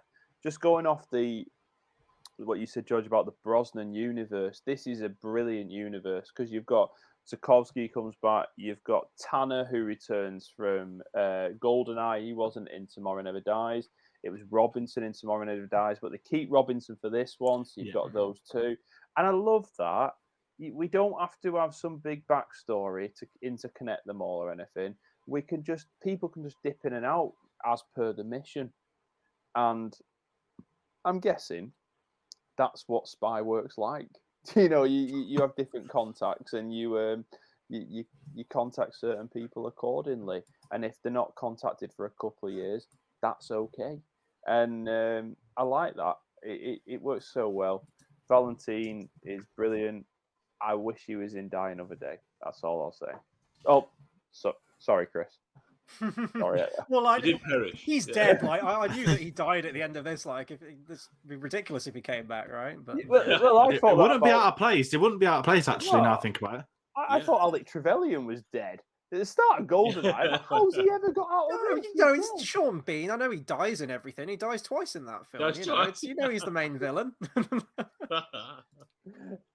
I think Valentin Zukovsky is probably the best. Yeah, he is the best ally of the Brosnan years. It is that character progression. I mean, I know you've done the GoldenEye review, and the scenes with him, they're just outstanding, aren't they? They're so funny. They're so believable that Brosnan and him have had this relationship in the past. You completely buy it, and he's crucial to the plot, as in he because Tomorrow Never Dies. It's sort of set in the Far East and in Germany. There's no reason for him to be in that film, but now we go to like the Caspian and more of that sort of Soviet era, the ex-Soviet states. Of course, it's perfectly fine for him to appear, and we know we get the sort of set piece on his caviar factory, which you could say is slightly added on, but that scene also has more of the distrust between Bond and him because he puts him in the caviar, doesn't he? And he's really trying to Bond. You see, Bond, that's quite a hard edge for Bond. That's you don't see that as often. In some of the earlier films, so occasionally do, like the Man with the Golden Gun, Anders strangling this kind of Bond. But for that, he's really testing their relationship, and he still doesn't trust him properly, even though they've had a bit of a nice time in the casino. And I like how that he's linked with Elektra as well, and there's that scene, isn't there, early on when the briefing about Elektra, and you see a picture of her in Hello magazine or something, and I buy that she's sort of got that lifestyle, and she's visiting people like Valentin because he probably loves the celebs in his club, doesn't he? His casino. I bet he's all over that. So I do like that as well. And the payoff is superb. He's goatee. Come on. His goatee is gorgeous, isn't it? And he didn't have it in GoldenEye. No, I was going to say he looked different in this. Yeah, he looks really good, and his tux, his white tux, he's just a legend, isn't he? Yeah, no, I'm gutted he died, but great way to go out. I love Robbie Coltrane in these films. As soon as we came out of GoldenEye, like everyone was asking, like, "Oh, what did you think of it? Like, what did you think of Brosnan?" The first person I talked about, wasn't it, George? Was Robbie Coltrane. I was like, "Tell me he comes back," and you were like, "I'm not saying anything." So, seeing that opening title sequence, his name there, I was like, "Yes, we're getting back." And you're right, like there is a progression from the character from our previous, last time that we saw him in GoldenEye, which I absolutely love. you know, we only get like a few sentences, like, you know, Bond was the one who gave him the limp, but there's so much sort of like rich history there between them, and we don't get told loads of it, and your mind can go to loads of places, and you kind of want to see all these like misadventures that the two have been on, and like all the run-ins they've had together, because he's not necessarily a good character. Like, he is an absolute greaseball of a character, but he's a bit more of a buffoon in this one, I'd say, you know, when he's like in the caviar pit and everything like that. But even with that, like, he's not just a comic relief character. He's intrinsic to the plot, like the bit where he saves Bond at the end. I thought it was played absolutely beautifully. And when he died, I was like, oh, that sucks. Like, I think I audibly said that out loud. Like, when he died, I really felt it when he went. But a great end to the character. You know, it's a shame that he does die in the film, but I think the way they handle it, and the fact that we've only seen him in like 2 very brief moments in Brosnan's run of films, but it did have so much impact for me when he finally went out a hero. So yeah, I absolutely loved his character. No, I don't know if are we talking about the Caviar Factory now, or is that, because it ain't going to be one of my favorite scenes, so that's why I don't know if it's one of your guys' favorite scenes, but razor blade helicopters were absolutely ridiculous. It's one of the stupidest things I've ever seen. I love it because I have this visible hatred of the BMWs in the Bond films. Oh, fair enough. And getting that sliced in half was really satisfying. Not that I have an Aston Martin or ever have one. It's just really satisfying for me, thinking that's what you deserve, mate. So, and that car does nothing in this film again. No, it literally gets turned on, comes forward 10 feet. Azerbaijan. I mean, it shoots a torpedo, doesn't it? I think that's all it does in this film. Yeah. Oh, it's just, and it's like, oh, it's just visibly there, and Goldie clocks it as well. Like, how does Goldie know he has a BMW? It could be any rich person's car. Again, if it's not Aston Martin, I'd understand, but so many questions. But maybe we'll save the Caviar Factory for later. Okay. I just love the concept that he almost drowned in his own caviar. That's just incredible. That's funny. And, yeah. But we're on to the Bond girls. Let's because obviously Elektra's the villain, right? Let's save it for the middle bit. Let's get all the Christmas jokes out, shall we? It's only August. Dr. Christmas Jones. A nuclear physicist. No, that's a Dr. Pavel out of The Dark Knight Rises. I am gonna be the one that just gets it out of the system. Denise Richards is very 90s. She's a supermodel.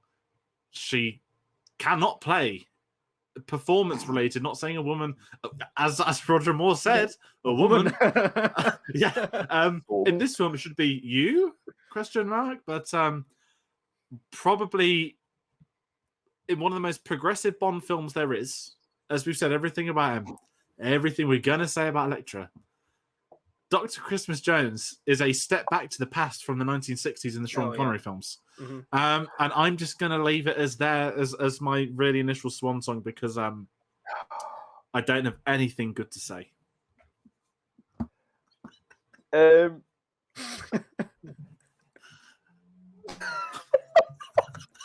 Right. She's based off Tomb Raider, isn't she? Yeah, I was going to say she's dressed like Tomb Raider. Yeah, 100%. Dressed like with the CGI enhanced Norks as well at the same time. I mean, I'm sorry, I mean that in like a tongue-in-cheek way in terms of they make this big thing about it, don't they? Right. She's dreadful. I can't say anything else. She's dreadful. Would I take her out of this film? No, I wouldn't. She's pure entertainment from start to finish. The amount of times that it's the passion that she delivers these lines so badly with, like, are you looking? Are you just hoping for a glimmer? And then she just like gives like the old, like, to their girlfriend for a glimmer. Or someone's gonna have my ass. Yeah. It's just like, it's terrible, but in some weird way, I'm not asked to invest in her. She's been tagged into the plot because Elektra's the villain, and at this point, Bond has never ended a film without a girl, so they've put somebody in halfway through the scene for this, and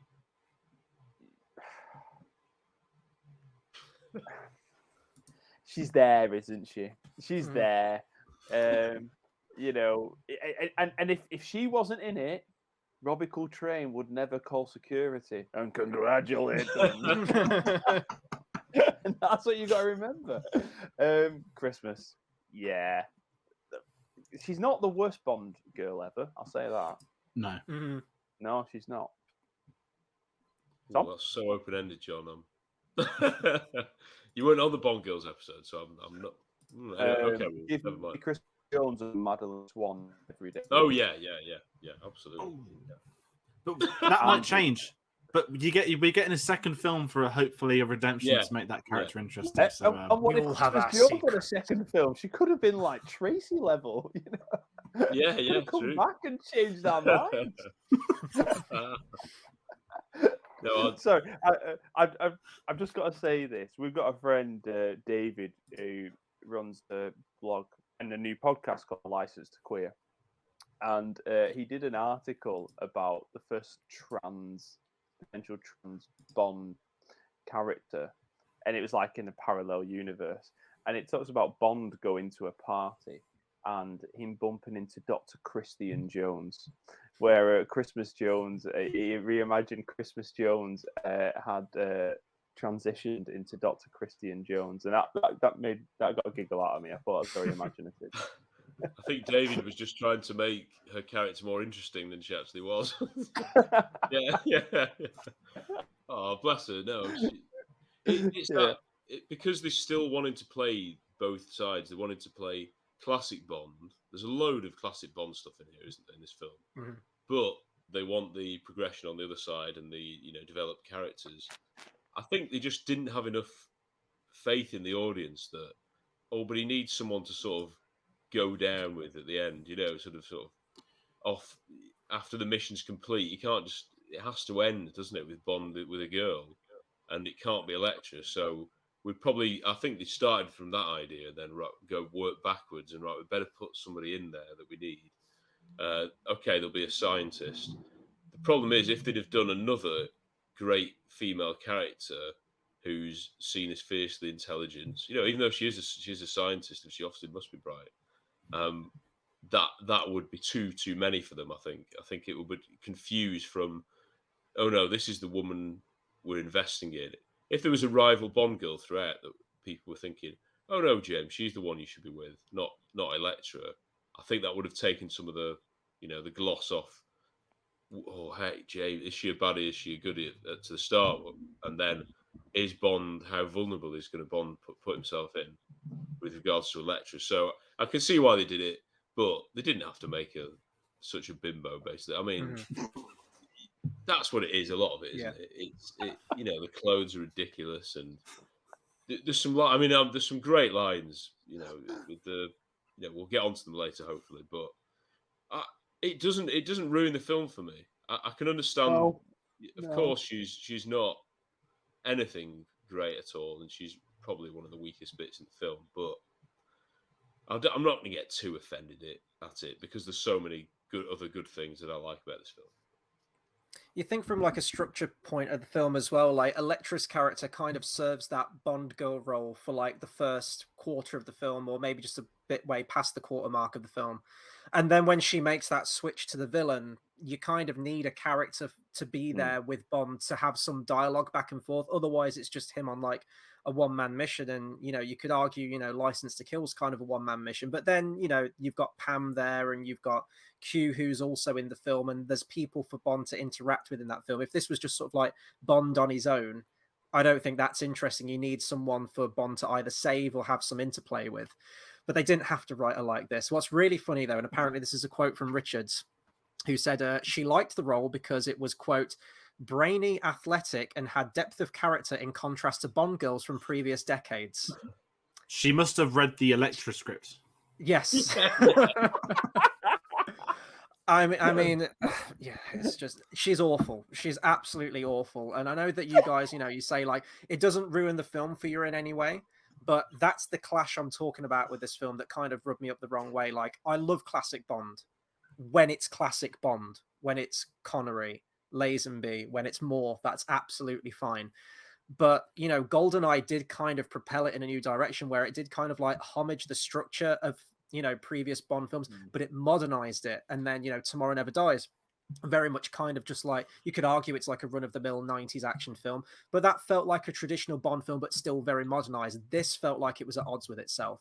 You've got like all the Elektra stuff and, you know, all the other like compelling female characters in the film and taking it in a new direction and doing something bold and new. And then you've got skiing and paragliders, and you've got CGI rocket cars, which, you know, I guess that is modern because it's CGI, but that whole set piece felt like something from the older Bond films, and just her character is the epitome of that. I'm going to put her up there with like Britt Eklund as like one of my least favorite Bond girls, I think.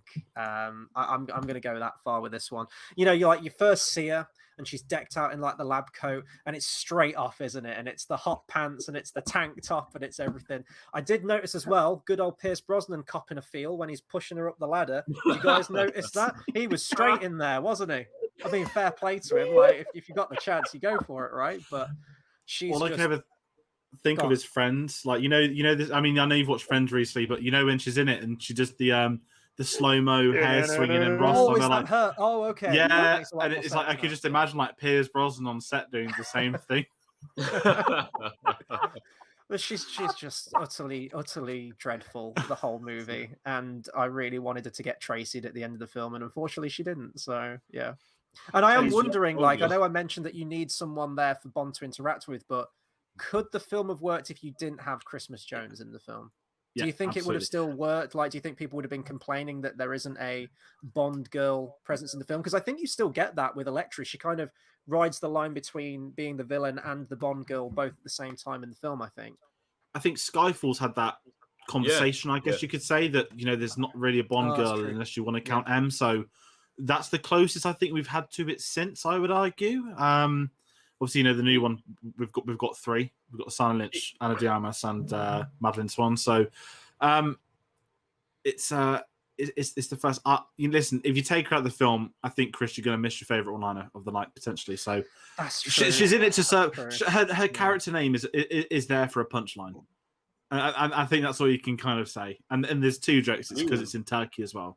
But I think what makes it worse is just like how much, like, you can tell she's really trying as well.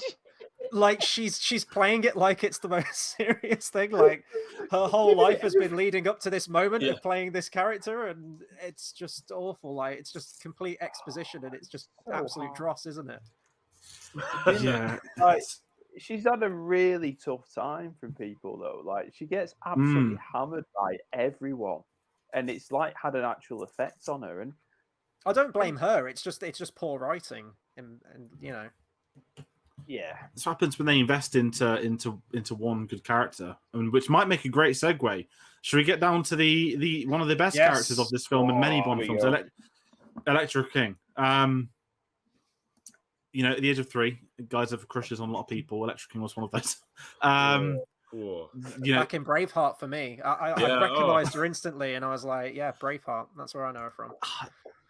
Listen, Elektra King is fantastic. You know, as a kid, you kind of appreciate how sort of layered characters are. You're a kid, you want to watch Bond hook up with women, save the day, have fun chases, and you know, I was like, oh my god, she's a baddie, and you know, that's what you say at that age. And as I've grown older, and whenever I watch it, I'm like, well, like, you know, as you get older, you'll learn that, like, what Stockholm syndrome is, and the oil stuff, and as you sort of get more of a grasp on life, you're like, this is one hell of a character. This is one of my. I don't know if she's a villain, right? But is she a Bond girl at the same time? I'm always torn, so I've chucked her here in the schedule. But she is right up there with some of the best characters in the series for me. Really complex, fascinating individual. And what you said earlier, John, it's still ambiguous. Was she ever a threat? Was she ever really kidnapped? Or because she's so well at doing the bluffing game as well. I absolutely love it. And the reveal of it, even the part where Bond questions it to M, and M, you know, kind of shuts him down and all this stuff.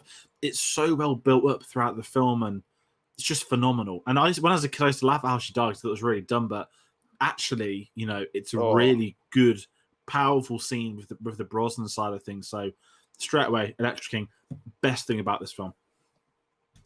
Yeah, best thing about this film. I'm just thinking off the top of my head, best written female character in the whole of Bond. Tracy is my favourite Bond girl, but Tracy in the book is probably better written, a bit more in the book.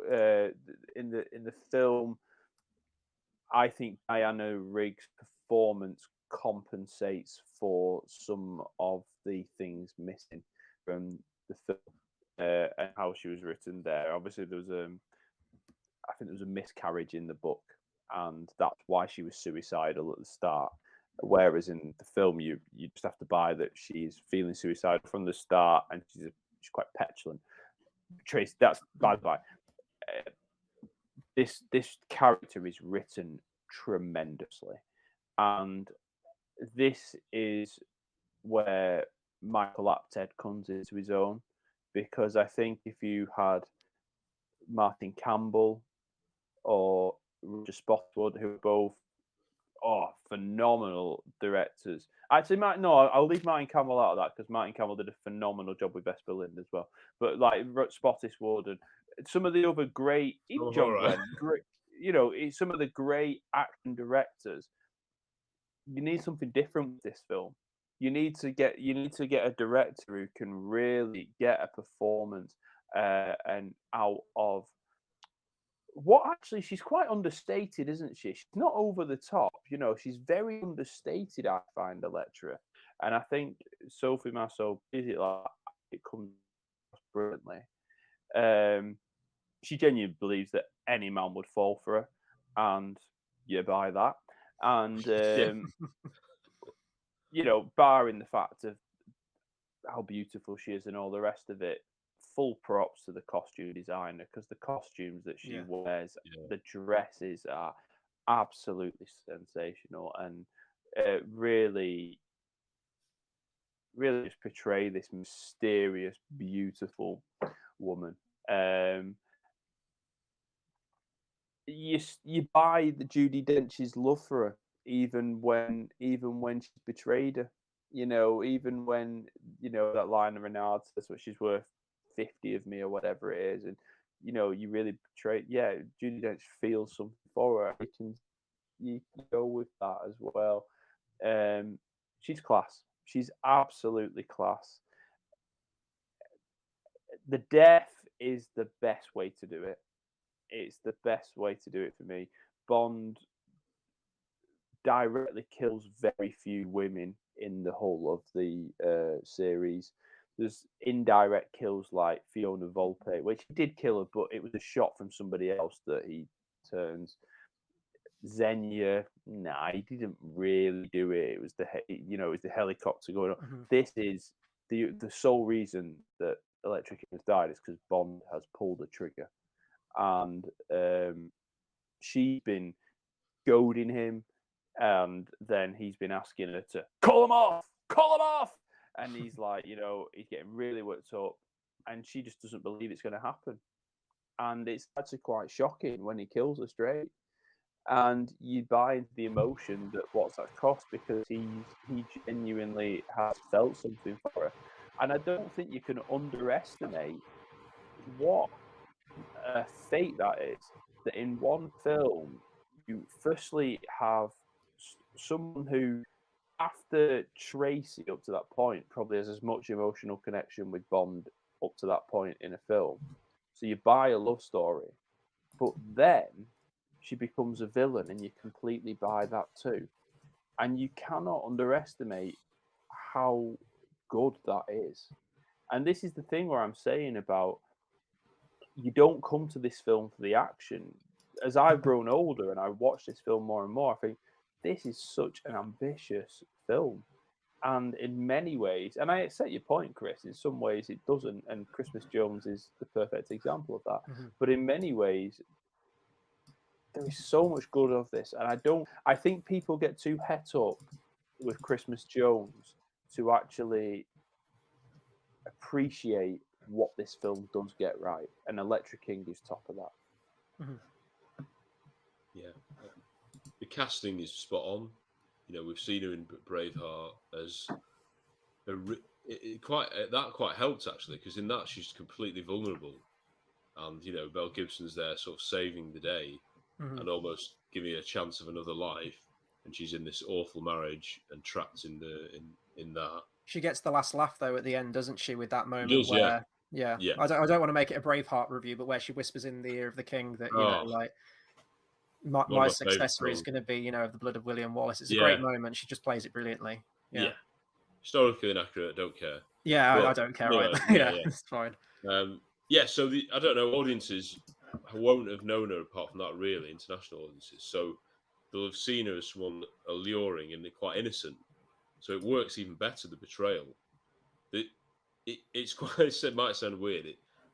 It's quite difficult to sort of act sexy and alluring. It's not you just turn up looking good. There's a lot more to it than that. And she, along with Volpe and Xenia, they're the main characters who are really coming on and showing the sexuality on Bond and other characters. That's quite overwhelming, isn't it? And quite intimidating. And I just think it's so well done. Because she's not as in your face as Xenia. Of course, she's not like that. There's a lot more mystery to her, which is what Bond is attracted to as well. And even the sort of weird, like love scenes with the ice and stuff. Sort of these pinky little weird things going on. It's like adding little layers to a character, which you might say is a bit titillating, or whatever. But I don't think it is. I think it's deliberately unusual choices like that which make her more authentic. And the fact that she's not just English or someone English with a French accent really helps. I know that sounds basic, but how many times have we seen that in the Bond series and even I know Ray Winston in the Black Widow, is it? Oh God, yeah. Jesus Christ, yeah. I mean, I've not seen that yet, but love Ray Winston. It's just she's perfectly cast. Like you say, she looks amazing, and the costumes are amazing, and a lot of the lines are the best lines in the film. I love the plant and payoff about there's no point living if you can't feel alive. I know it's a bit, you could say it's a bit clunky that that's sort of the reveal that Bond, hang on, wait a minute, we ever heard that before? But I really like that. And the audience then must have been like, But I suppose they could have thought, well, no, we'll give her the benefit of the doubt because she has been with Renard. That's what he used to say all the time. She's got Stockholm Syndrome. But to turn it on its head and it'd be like, she's brainwashed Renard, I think. I think she's completely used him all along. And therefore, like you say, John, she can't believe that because she's been using Bond successfully. No man can resist me and all this. And she genuinely believes that. And this is crucial to Bond, I think, that Bond places the mission before anything. That's why we love him. This is why the character, it works, that you never think he's going to sort of defect, or he's not going to run away with Elektra or anything like that. You deep down, you're just relying on that Bond wouldn't do that. So it's a shocking death. You could say it's not an epic death or anything like that. Falling off the tower, you could have said was more epic, but it's really impactful. And then he does the cradling. I know there's this John. You said this, John, that seems to have a thing for sort of cradling dead women, doesn't it, at the moment? But I buy it for this, particularly for this one. Maybe less so for Terry Hatcher because we didn't really see much of the relationship. I don't know. She seems to be universally hated, but anyway, we won't talk about her now.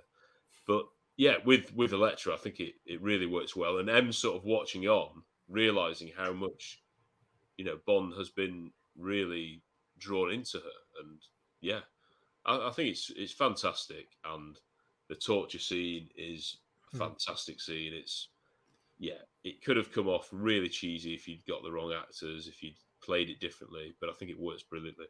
Yeah, she's probably one of the most complex and sort of like multi-layered characters out of all the Bond films, I would say, so far. So much so that I'm like craving for more of her in the film, and I want to know more about this backstory and like see more scenes with her and Robert Carlyle and even more scenes with Bond. So get Christmas Jones out of the film. I need more scenes with Sophie Marceau because she's just phenomenal. And I love that she is kind of like the polar opposite to Bond. You could argue it's like the Batman Joker thing that, both of them have their demons, but she's kind of gone completely over to the dark side, and Bond's like this close. You see glimpses of it every now and then, but you can always keep a lid on it.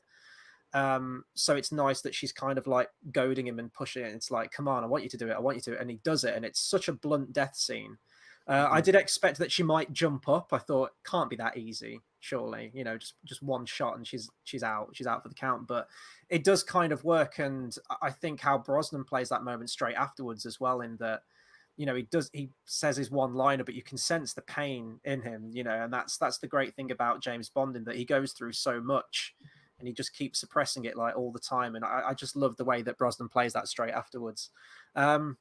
She's incredible. And you mentioned like the ice scene, and, you know, I think this might be one that if I do go back and watch this film, I am going to be looking for more of like the nuances in a performance and the character, in that how much of it is a game, how much of it is an act all along. Because you mentioned like the ice scene with them, you know, she does that with Bond and Robert Carlyle. And with Bond, it's like this romantic, you know, you made love to me moment. But with Robert Carlyle, it's, you know, sort of going into that theme of him not being able to feel anything. She's like, oh, can you feel this? And it's, well, did she seduce him, or, you know, did he take her out? She makes it out to, you don't know what's real and you don't know what's, you know, the truth or the false, essentially. So such a multi-layered and multifaceted character, and that just makes her all the more compelling to me. And I just kind of want more of her.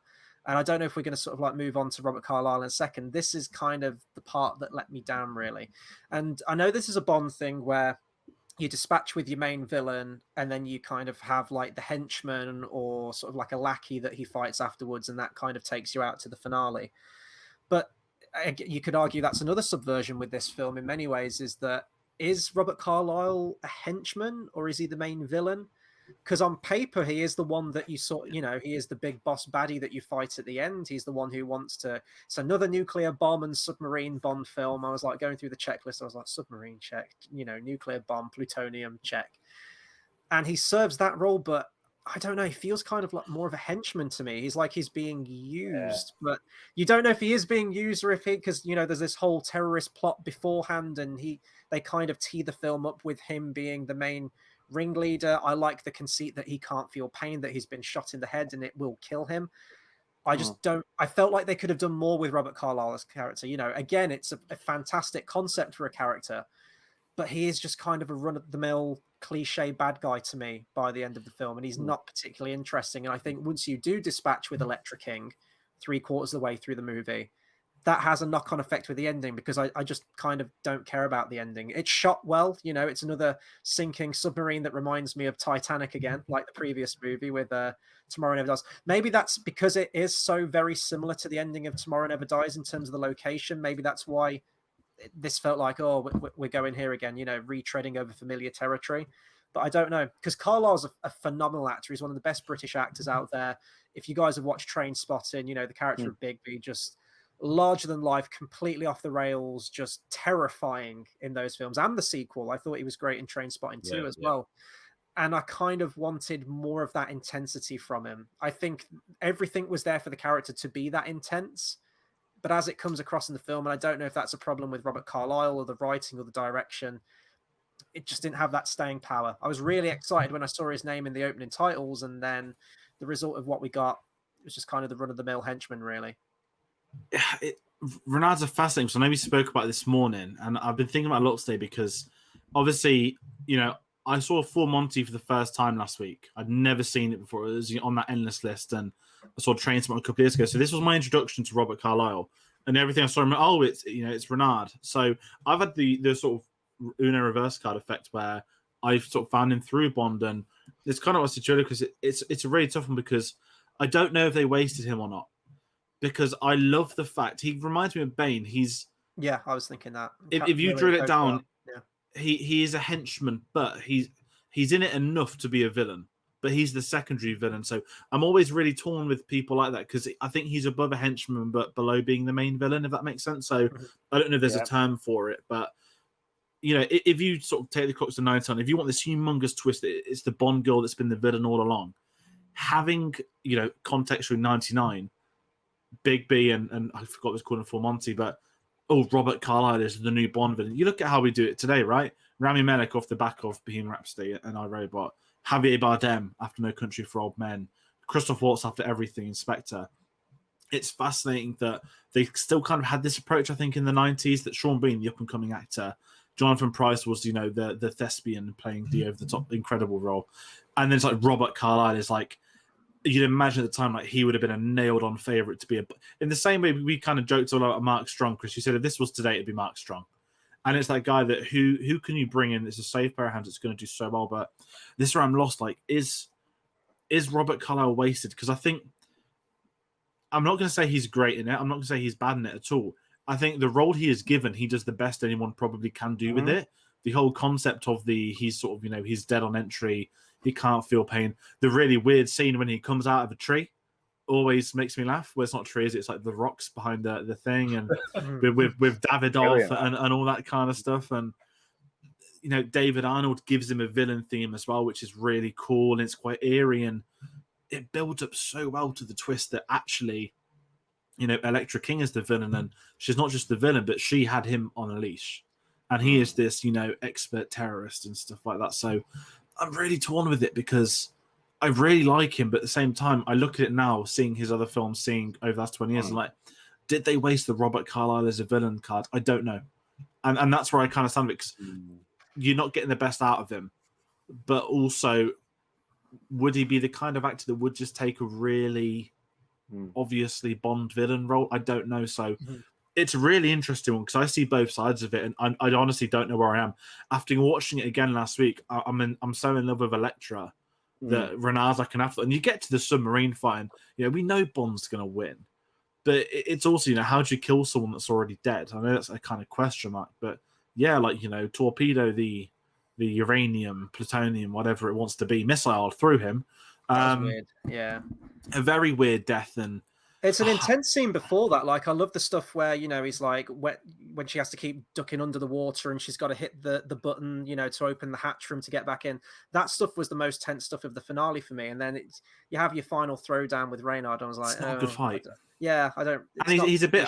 well, or a spectacle or anything like that. Yeah, it's just kind of looking at it bizarre. Now. He's just a simp, in all honesty, isn't he? Yeah, so, he is. In today's terminology. Right. It's interesting you brought up Dark Knight Rises and Bane. You brought up Bane because that is actually essentially what this is. This is that Bane was portrayed as the main villain and all the rest of it, and actually, spoiler alert, it was all Talia's plan at the end. Bane in the final 10 minutes. In the final 10 minutes, Bane was in love with her, and that was it. And this is exactly what we've got in The World Is Not Enough. Done better. Yes. Done better. Yeah, Renard is portrayed as the main villain. He is portrayed from the start. That is what. So they build him up deliberately. He feels no pain. He's a terrorist. Yada yada yada. They have the gorgeous glow projection of his thing, and they start putting the finger through his gunshot wound and all that. And even in the scene where the devil's breath, and he goes in with and he's holding the rock on Davidoff. They really are portraying it well, and that's right. But I suppose the best way is that for Elektra, I don't have a problem with the fact that Elektra uses her sexuality as her main weapon. Sometimes they go down, they try and with women, we need to be equal, so we need to go physicality. That's right if you have got a physically built woman. But they don't use that with Elektra. They use her sexuality, and rightly so. So therefore, she needs somebody who is physical, who can actually carry out this plot. This is why, to me, Robert Carlyle is miscast. Is because he's too small as an actor. He's a brilliant actor, but he's not tall enough. He's not physically imposing enough. Yeah. So he does nothing wrong with his performance. But ultimately, what Renard is, after you get past all the stuff at the start, what Renard is, he's a thug. He is a thug who is carrying out Elektra's work. So really, you need to be casting a 6'2" broad thug. And because I don't think the role actually requires all that amazing acting. it's not got that much to it as a role. The complex. Robert Carlyle could be an amazing James Bond villain if he was given a different film where he was the main villain. Like a Skyfall. Like a Skyfall, precisely. But if you are then, but that's not what this is. This is someone who's meant to be the main villain, but is actually a thug and is just a henchman. So I just feel you needed to cast someone who was a bit less known, who was a bit more physical, who would have carried out more, and you'd have probably got a better fight at the end as well. But that's my thoughts on it. Yeah. I do agree with John, but that's a bit like with the Bond girls. They don't want you to invest too much in Christmas Jones. Just laugh saying that name, but because that would detract from how invested you are in Elektra. And I mean, it's pretty much the first Bond film that's had a massive twist in, isn't it? Really. So they want you to think that he's the main villain. A lot of the artwork is, the two Bond girls next to each other, and then Renard's face, the scary guy. He's the villain. He was cast as the villain. He's announced as the villain, and he is until halfway through the film. Even though you don't see an awful lot of him, I think the audience is in two minds. Therefore, so it works because you are thinking, I'm looking forward to Bond facing this guy and finding out what it's all about, because he's been built up so well, ridiculously. He's never going to live up to that hype, is he? I mean, it's just, he's got the hologram. It's a bit babyish, this whole, he doesn't feel anything. Like, it doesn't really matter. If you just shoot him in the head, he still dies. It's not, it does, he's still, if he's not a big physical threat, it doesn't really matter whether or not he feels anything. Bond's going to beat him, isn't he? He's no match for Pierce Brosnan physically. So I think that is where he is miscast. And like I say, he's a great actor, and he's actually a very, very scary guy. I mean, like you say, in Trainspotting, he's terrifying, isn't he? And, when he was in Cracker, when he was younger, he was just with Robbie Coltrane as well. Yeah, with Robbie, yeah, he was brilliant in that, and he can do it. But this is, I think I understand what you're saying. If they'd cast an unknown, then they wouldn't have been able to build up him as the main villain. That's true. That's fair. So it is. Yeah. It's a tough one.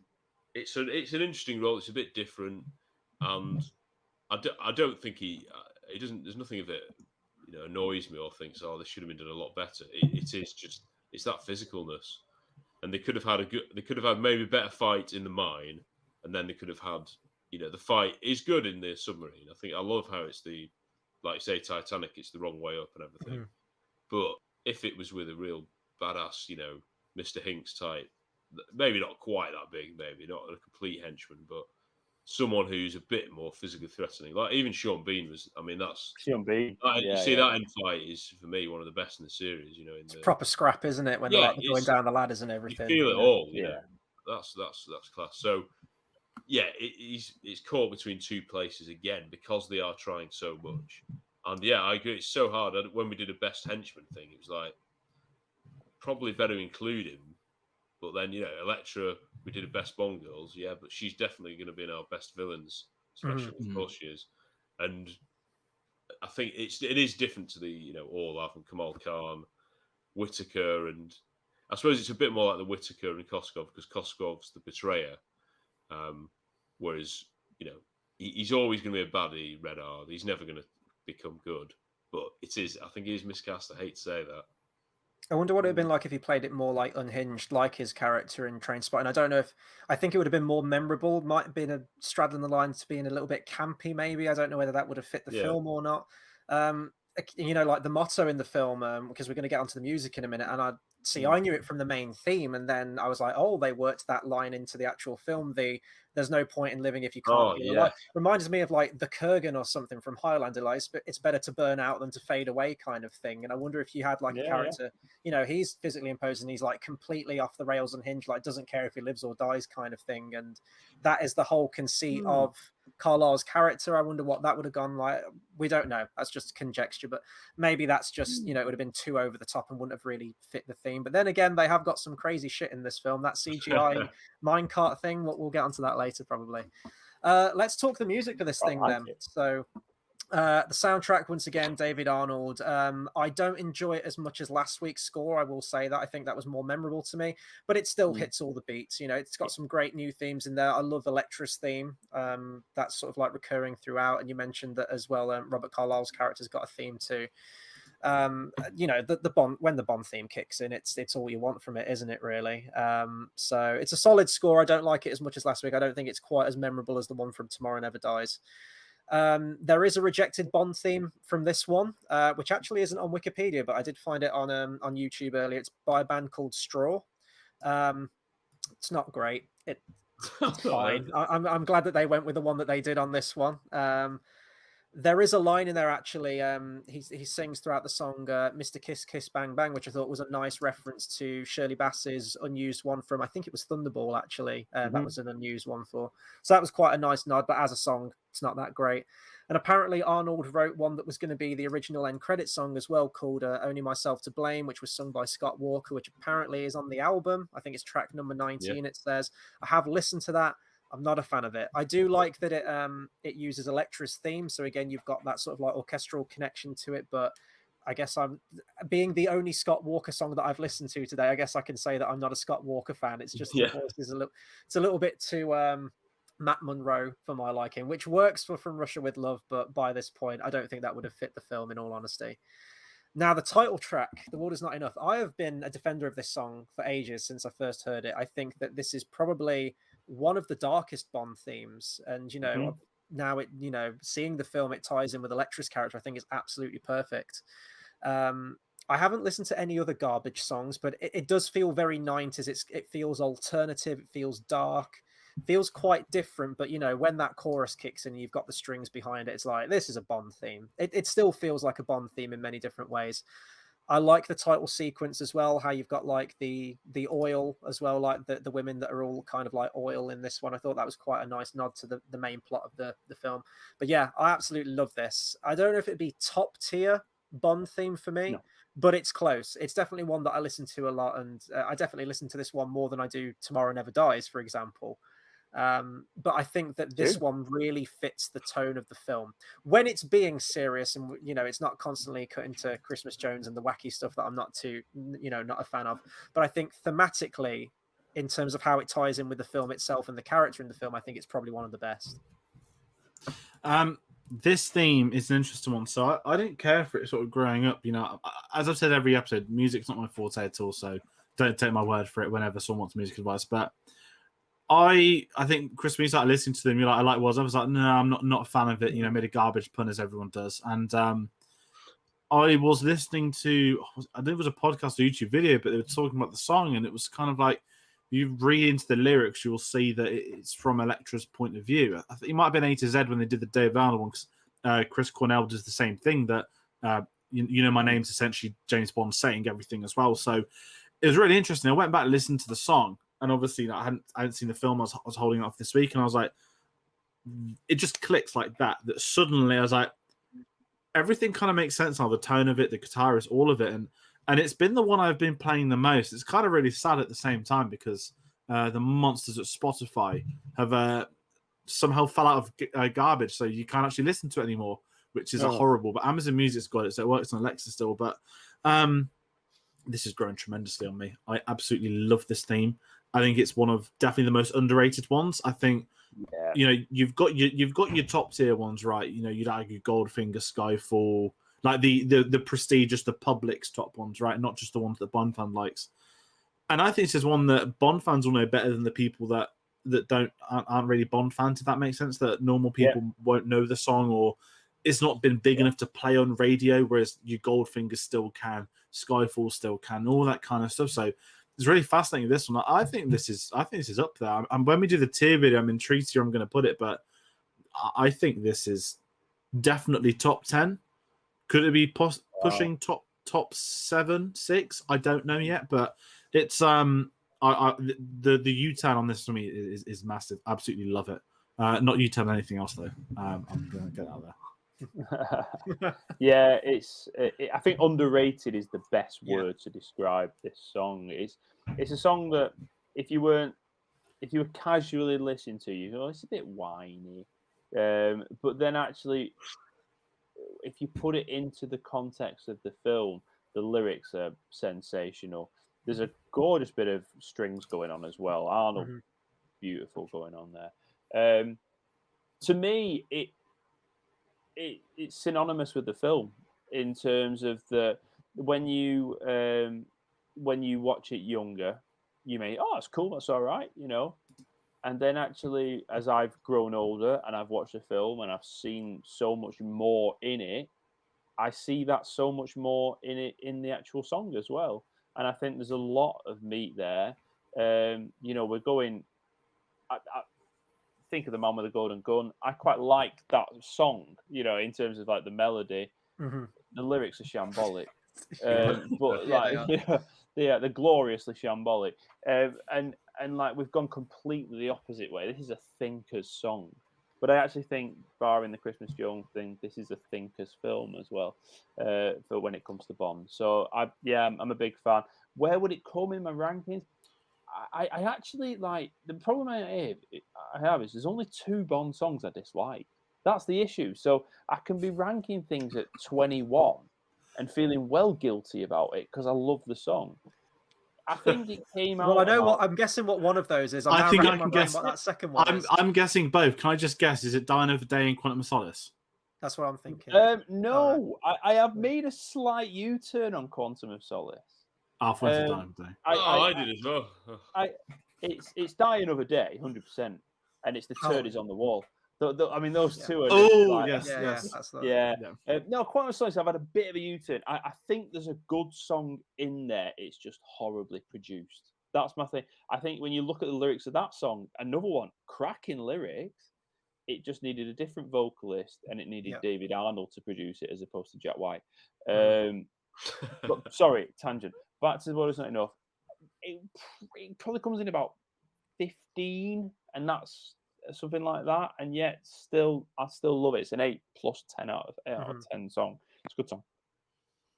Yeah, I think it is it's so refreshing to have the composer back writing the theme song, and that, of course, in Surrender, Tomorrow Never Dies. I know loads of people wanted that. I'll never forgive them for what they did with that song. Never forgive them. Well, at least it was in the end. It's not the same, though. It's not the same. No. I always found that funny when I heard that at the end, because it was like, what are the chances there's another song with the words Tomorrow Never Dies in? Yeah. That's a bit silly. Like, well, it's because that was meant to be this, yeah. But I prefer this to that, no offense, because I think it's just got a bit more mystery to it. Like the bridge, I feel ready, and the production's really good. And Shirley Manson's a sort of interesting voice, interesting person, a bit more edgy. It's like Surrender's a sort of classic, early Bond, the style, isn't it? It's not cabaret, but it's very cheerful, triumphant. This is a bit more edgy, and I do appreciate it for that. The video to the actual song, if anyone's seen it, it's fantastic. It's probably the best video of a Bond song. It's a completely original concept where Shirley Manson's like a robot, basically. And the CGI in that's a lot better than in Die Another Day, so I don't really know what's gone wrong with that. But yeah, it's never gonna top list. It's not. It sounds too by the numbers for some people. The chorus builds up, and I think it's a really well structured song. No, it's never going to be one of my John Barry top ones or anything like that. But like John says, it works perfectly. It's aided by the title sequence, which is another fantastic one, another superb one. Possibly in my definitely my top 5. I think as title sequence. I think it's fantastic. And the oil, I love that. The multicolored, merging in with the dome. I think it's superb. Interesting. The other one though, the other song, Only Myself to Blame. I totally agree. The vocal just is silly, and it's the melody for that is so good. The David Arnold score for Elektra's theme. If he had it sung by who knows, well, a woman for a start. Yeah, I was gonna. Yeah. And just someone with a bit of a more depth to their voice. It could have been massive, and that's why the producers, I think, said, well, it's a bit flat to end on that with that song. So they just end up having the Bond theme, don't they? Which works, then, it's it safe, does work. to go to that, And they've been doing that the last few ones as well. They just reused that same Bond theme. Well, But the theme always kind of reminds me of the song "Frozen" by Madonna. I think it came out around the same time. That kind of really dark, romantic kind of song. And unfortunately, that's not the type of song that Madonna would produce in the next film. But we'll talk about Madonna's she can do anything. In Die Another Sigmund Day Freud, next week. analyze Sigmund this, Freud. and we shall. Oh God. Should we talk about favorite scenes in this one then, and then we'll get on to the one-liners as well. I'm trying to think favorite scenes. I've kind of mentioned a bunch of them. I like the moment of tension. I'm a sucker for like the ticking clock kind of motif in a spy film, and like the bit where the submarine's filling with water and he's like, he's rushing and he's trying to swim and she keeps ducking under the water and she's almost about to drown. I really appreciated that, and I was there with attention. I might not care about her character, but I still thought that was well directed and well paced. The bit with the chair as well, good bit of tension with Bond. Was it like 5 twists and it'll break his neck, and the whole Robbie Coltrane thing? I'm trying to think of anything else. Basically, just every scene that Brosnan and Sophie share. Yeah, the whole film. No, just every single scene that he shares with Elektra King's character, pretty much, because that was all the more interesting things for me. But that was more or less it for favorite scenes for me. How about you?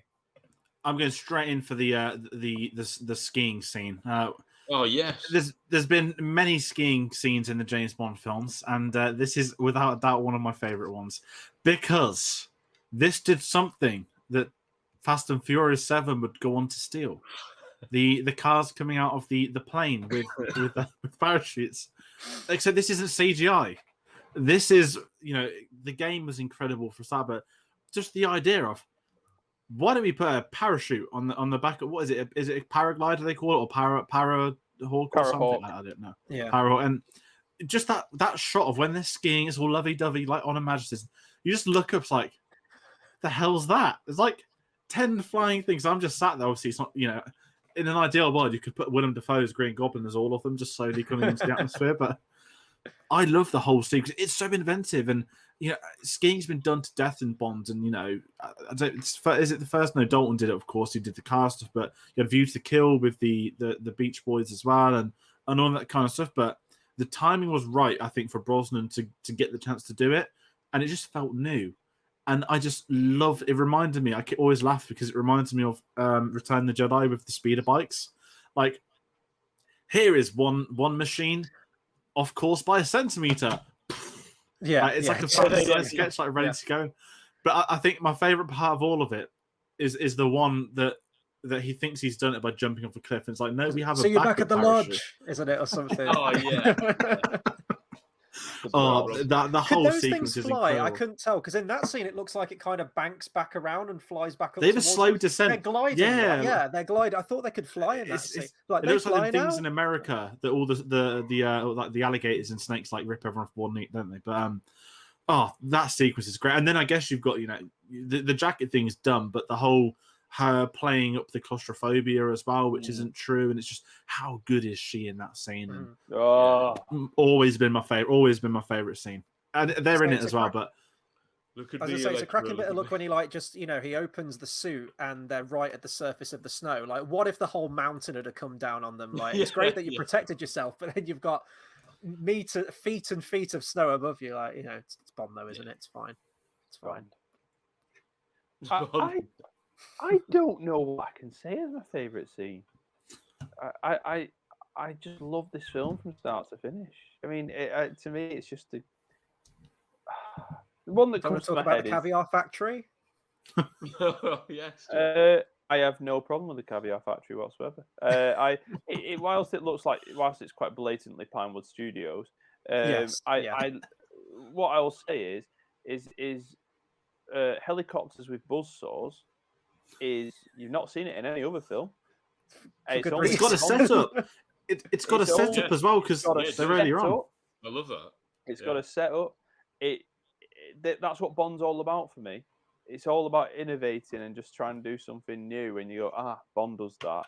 The last thing we want is Bond watching Mission Impossible or the Bourne films to go, we want to do that. No. We're the king of the action films. We set the standard. And I quite like that. It looks a bit messy at parts, but it's got Robbie Coltrane in it, running running down, slow-mo running down the jetty, trying to avoid these buzzsaws. So it's got a comedy effect to it as well. I love all that. But if I say my favorite scene, it would be the Elektra King seduction scene on the torture scene. I think Rob on our podcast when we did this said that this was the first and possibly only time where Bond has been,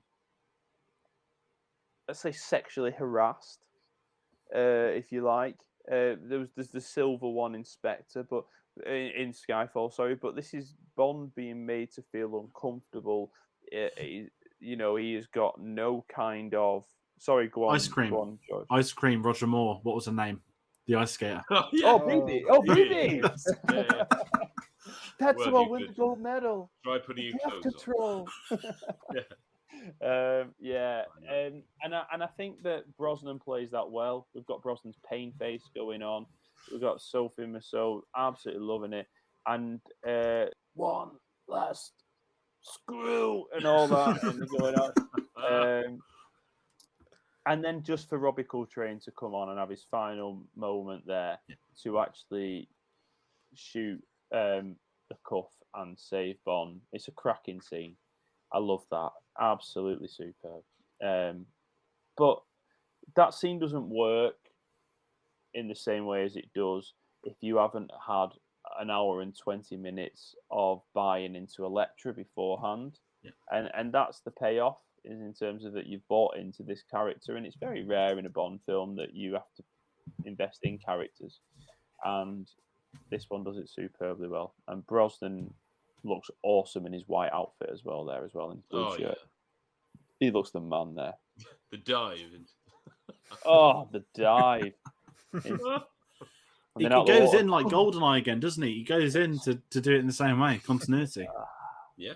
Was it the T-pose? Same stuntman. Right. Yeah. Yeah. It's just a great film. Sorry, Tom. No, I think the torture scene is probably the strongest scene in the film. And the two of them are terrific together. But like you say, all those previous scenes of them, and even the scenes with her and Renard, you can see when she sort of take advantage of him. They work so well. In terms of other scenes we've not mentioned, I mean, I love everything in Scotland. I love that MI6 headquarters there. Like you say, even the Bernard Lee thing on the wall. You see these sort of do you see a few other MI6 agents, don't you? I mean, they're only extras, really. Mm-hmm. Yeah. I was quite like that. And I love how they're all there as and the M tells them to leave because she wants to talk with Bond because it's about this personal thing. I love that. The Q scene there is one of the best in the series, I think. And then he does come back, Chris, at the end, because it's basically it's just like Moonraker again, isn't it? The ending. And oh, yeah. Listen. Oh, of course he does. Yeah, the body heat thing. Yeah. That ending is so good. I love it so much. And M is brilliant. Judi Dench, 007. He just hits escape. escape. Yeah, it's brilliant. And I know that. I mean, that's justification for having Denise Richards in the film. If nothing else is, I think, just for that. And then he does that little throwaway, isn't it? Must be some form of the Millennium Bug or something like that. A little gag there, which obviously will date, but who cares? No, anything with Elektra is the best. But I love the ending. I do, and I love Arnold's score, which makes it slightly more classy than the lines. I'm sure which we're about to discuss. We're about to get onto him, yeah. I will just chuck another scene. That's actually kind of like a shot, I guess, but the bit where the bomb goes off in the tube and he grabs hold of the chain and he's like, seal the door! And he's like, I love that moment of like, the plane chasing him. Yeah. That's a great moment. So I'd probably throw that out. I don't know if that's a scene. It's kind of just like a shot, but just like a wall of fire coming towards Pierce Brosnan and he's just got to make it in time. That was really cool. Okay, favorite one-liners. I mean, we've sort of like peppered a few throughout the review, so I'm not going to bring those ones up again. I think Moneypenny says this one. She gets another zinger in this where she says, I'm sure she was touched by his dedication to the job in hand. Great moment. I came prepared for a cold reception. It just kind of reminded me of that there was one that Arnold Schwarzenegger didn't say in Batman and Robin, but that would easily be at home there. Before I get onto the obvious one, everyone's probably going to have that one. It's the bit where Christmas Jones is sort of like asking what the state of the relationship is between him and Elektra, and he goes, "We're strictly platonic now." I love that, and I thought Christmas only comes once a year. That's my number one. It had to be my number one. I knew it was going to be my number one as soon as George mentioned it, like a couple of weeks ago. But yeah, there's a bunch of other ones in the film too, but they're the ones that stuck out for me this time.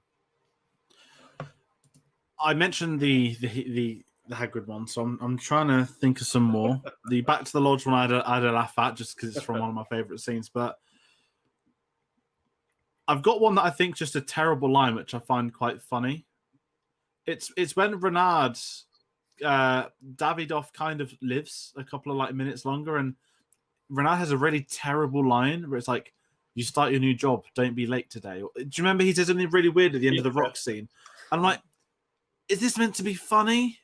Like, it's not funny. It's quite bad. It's like a Darth Vader moment, isn't he? Where he kills what he says, like, "You're in charge now, Admiral," kind of thing. Like, you're next in line. Yeah, but the way he delivers it, I don't know if Renard was trying to be funny, but I was just kind of sat there like, okay, this is quite like a terrible. I mean, listen, terrible in dialogues. We've got Christmas Jones. Yeah, that they're in their own category. But best one is Zukovsky for all of these, and he says something else. Is it when he kills Goldie as well? I forgot what he says, but there's a really funny line. It's like, "Boss, you're alive," and then he just I maybe shoots him, but he says something which I've forgotten, which doesn't exactly equate to being a good line, does it? If I can't remember it. Me too. Yeah, that was it. I'm so happy you're alive. Favorite lines. So many Robbie Coltrane ones. Yeah. There's some line about it. It says where Brosnan goes, "What's the business you've got with Elektra? I thought you were the one giving her the business." Yeah, that's a good one. That's a good one. And it's the smirk on his face. Someone calls security and congratulate them. I mean, we say that so much in our group chat. It's just like, we love that line. One line that I always think is really underrated is that when Bond is pretending to be Dr. Arkov, and yeah, it's a really underrated line. This, the best and one, she introduces herself to these rich. She goes, "I'm Dr. Christmas Jones, and don't make any jokes. I've heard them all before." And Brosnan just goes, "I don't know any doctor jokes." Yeah, that was good. It's class. In a Russian accent. Just like, "You smooth bastard." Like, his Russian accent. His Russian accent is incredible at how Irish it becomes so quickly. Yeah, like more Irish than his normal voice. Because I watched the Foreigner race scene. He's playing like what would you call it, like a normal Irish person, not Northern Irish, and it sounds awful, but it sounds exactly like his doctor. It sounds like when he's in disguise in this, which makes it even funnier for the whole film. Brosnan's accent is so messed up. It really is. Have you watched Eurovision yet? Oh no, not yet. I've heard he's in it. I know he's in it. Right, he's a dad, isn't he? It's class. He's an Icelandic dad. He sounds more Irish than ever. He's Irish. Why does he not have a normal Irish accent? What is going on? The other one, the other Christmas Jones one. Come on, it's absolutely brilliant. Is it like need to get their nuclear bomb done or something? Unless he'll have my ass, and someone's gonna have my ass, and then first things first. Looks at her ass and then says Perfect. Yeah. So we're all thinking it. We're all thinking it, weren't we? Well, come on. Yeah. That delay though, that. Yeah. First things first. Brilliant timing. Yeah, he's class. I don't know. There's a few one-liners out from Renard that "Welcome to my nuclear family" and sort of and the Devil's Breath one and all that, which is a good villain's introduction. I think it's a very Bondian introduction to him. But yeah, there's loads of them, aren't there? In that opening scene in Bilbao, there's about the figures and all that. And yeah, it's the way she looks back at him. Yeah. Oh, well, her cigar girl. We didn't mention her, but yeah. But with the banker guy there, like, I can assure you, what is it? The numbers are not in your favor. It's just as if just because it's an accountant, let's do loads of puns to them in numbers. That's Purvis and Wade to a T. Yeah, of course right it is. there, Yeah, that's what they're like. I don't mind it. No, there's some great ones in this one. I guess that takes us on to sort of like final thoughts on the movie then. This was a mixed bag for me. I do like a lot of the elements, and it's the elements that we've talked about. Elektra King, easily probably one of the best villains in all the Bond films I've seen so far. Love that interplay. And I like that in that respect, it was more subversive for the Bond series. However, it is kind of a mixed bag for me in that the action isn't particularly stand out for me in this one. I don't think it cinematically, from cinematography wise, that it's shot particularly in an inventive way or like in terms of spectacle or anything like that. I never really got that sense of awe that I have from a lot of the previous Bond films. It felt like it was filmed rather flat, I would say, this one for me. I do like those elements, but it felt like a film that was at odds with itself. Like in many respects, it wanted to sort of like champion in a new direction, like the female aspect to it, which was great. And then you do have the flip side to that. We've harped on a character enough, but Christmas Jones and a lot of the things that felt very dated for the film. And I've mentioned like Robert Carlyle as well. Love the concept of the character. I just don't feel like it had the impact that they were particularly going for with it. So it's a shame. I don't hate this film, but it's probably going to be quite low down on my list. The good things are fantastic, but there is a lot of things in there that are at odds with itself. And, I do love the fact that, with female villain and M and everything, and I do think that that's done well. I do want to stress that because there's a lot of films nowadays in modern cinema that are trying to do that with a lot of films and push that, and they're just doing it in a horrible way. And that is still one of the areas that I'm kind of worried about No Time to Die. Obviously, haven't seen the film yet, so this is just by what I'm going by with trailers. But it does feel like, Bond isn't emasculated in this film just because there's a strong female presence in the film. And that's kind of what I'm getting from trailers, what I think that does bother me. That could worry me for the new one, but haven't seen the film yet. That's just kind of the impression that I've been getting from trailers. I don't want to see a simped Bond just because, the strong female thing in there. But this is when, you want to do that. And the producers were dead set on that from the beginning. They had a plan. They executed it perfectly with the character of Elektra. So it's mixed for me. It's a mixed bag on this one. No, that's fair. I'm going to just once again reiterate, obviously this is the first one I saw, so I'm going to be completely biased whenever I bring this up for the rest of my life. But I have a lot of fun with this, and I think this is one that's, I said Tomorrow Never Dies aged well. You look at a lot of the older Bond films, 60s, 70s, the odd 80s ones, they've aged terribly, and that's not a fault. Films are contextual to the time they're from, but there are very few you can look at 20, 30, 40 years later and think, wow, how on the ball was that back then where we are today? And I think this is very much one of those where things were put in motion down the line, which they've come back to, they've delivered upon. This has clearly been a big jumping point. Certainly, I think, for the Barbara Broccoli era, Tomorrow Never Dies was the first one. That was a bit of a rush, but from the idea of the creation to it, to how she found out about the story, to where it got to, I think they got most things right with this film. It's not, it's not Brosnan's best film. It's definitely his worst film. And I'd say, being honest, this is probably mid-tier Bond. In truth, I'm going to bump it up a couple of places when I get around to it because I've got that attachment to it. But I can watch this pretty much any time. As you get older, there are a couple of bits you're going to dislike now, which you didn't like then. But I've certainly been able to respect it a lot more the longer I've seen it and the older I've got. Yeah. First of all, the nostalgia I have for it being the first film always means that I always hold it in like high regard because of that, and probably in some ways because of that I've probably been at more pains to look into it as I've got older and appreciate it more, because you know what it's like when you've seen a film when you were a kid that you loved, you want to love it just as much when you get older, and some films like Hook you love even more when you get older, but this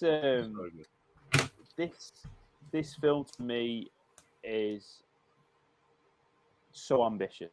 What it does is very gutsy. It had no reason to make the decisions it did. That's the thing that really gets to me is that there's no reaction. We're having all the reaction now about, we need Bond to do this. It's really important that we have a female 007, and we hammer it home now. No. Yeah.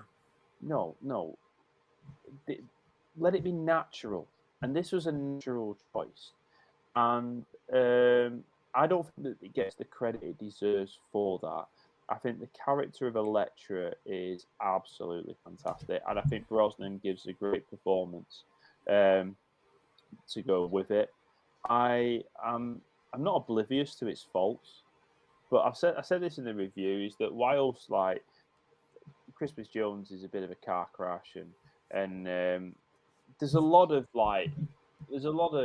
what shall we say, secondary characters that are a bit forgettable. Goldie is forgettable. We haven't even mentioned what's his face. What's he called? The guy who was in Gladiator. Was that? Oh, no, yeah. No, the guy, yeah. Gabor, yeah. Who's the bodyguard of with the dreadlocks, the bodyguard of oh yeah. So there's a lot of like these secondary characters that are quite forgettable.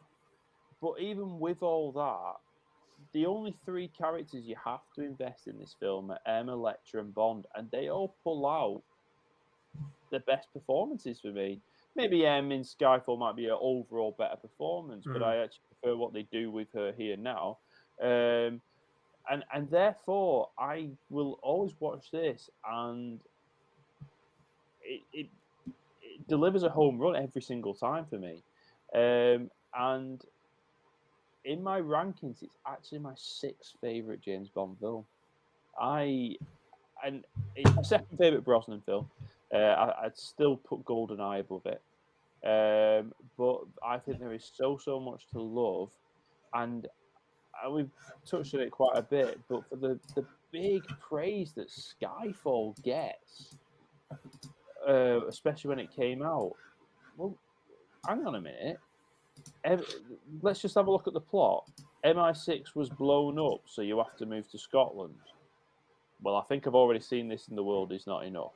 Do you know what I mean? And there's we'll put M as the central character. Well, I think I've already seen that in The World Is Not Enough. And I think there's a lot of like what Skyfall gets praised for was already done 13, 14 years before that. And I think, therefore, The World Is Not Enough should get more credit than it does. But in that film, Silver shoots the Christmas Jones character, though, right? In that moment, the equivalent of that would have made The World Is Not Enough better film. But no, because you wouldn't have got that amazing line to finish the film. That's because true. It's a great scene though. It's a great one of my favorite scenes in Skyfall. It's just dark humor. Sorry, before people think I'm anti-women, it's just a dark humor meme. You know when he's like, get the shot off the head. Genius. I'll just say it. We'll get to that in a couple of weeks. William Tell. Yeah. That's when I knew this guy's going to be classic. It's really off point. No, I think John said something similar to that in his review. Yeah. He thought, that was it. He was like, "Oh, didn't she look beautiful as she was tied up and about to be shot in the head?" It was said in a nice way. Yeah. So sorry. I have no filter. No, I will credit John though for really getting me on the absolute Twine bandwagon. I'm an absolute defender of this film. Even though it's still, I mean, my rankings change all the time, but it's never going to be in my top 10 or anything like that. But I love nearly all the Bond films. So, like John said with the song, even if it's low teens, I still love it. So it doesn't really, and it's all four Brosnans now. I've got a greater love for. Okay, GoldenEye, I've always loved. You couldn't, I'm not going to suddenly turn around and say, "Oh, I love it even more," because I thought it was pretty much perfect anyway. So the other three get so forgotten, partly because of the everyone's the reaction to Die Another Day. But when this was out, we'd have three Bonds in between 95 and 99. It was like Britain was Spice Girls, and there's all this celebration of Britain and everything. It's just all sort of everyone was on a high, weren't they? Yeah. And Britain was in a good place in many ways.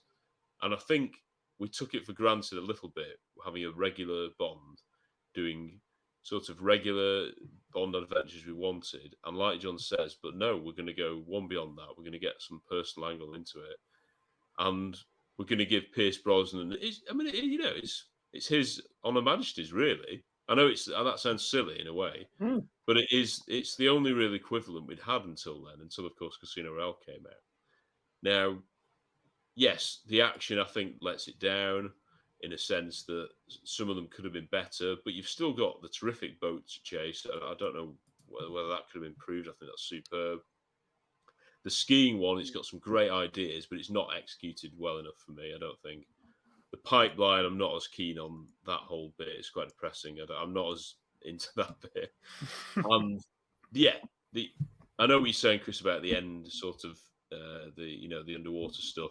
It's visually well done, I think, but you're right. As soon as Elektra's out of it, you're not quite as invested in it because he's with Christmas Jones, and just the fact that how funny is that? Renard and Christmas Jones are in the same film. In the same scene. Just imagine them. You're right, mate. Like, they just don't belong in the same film.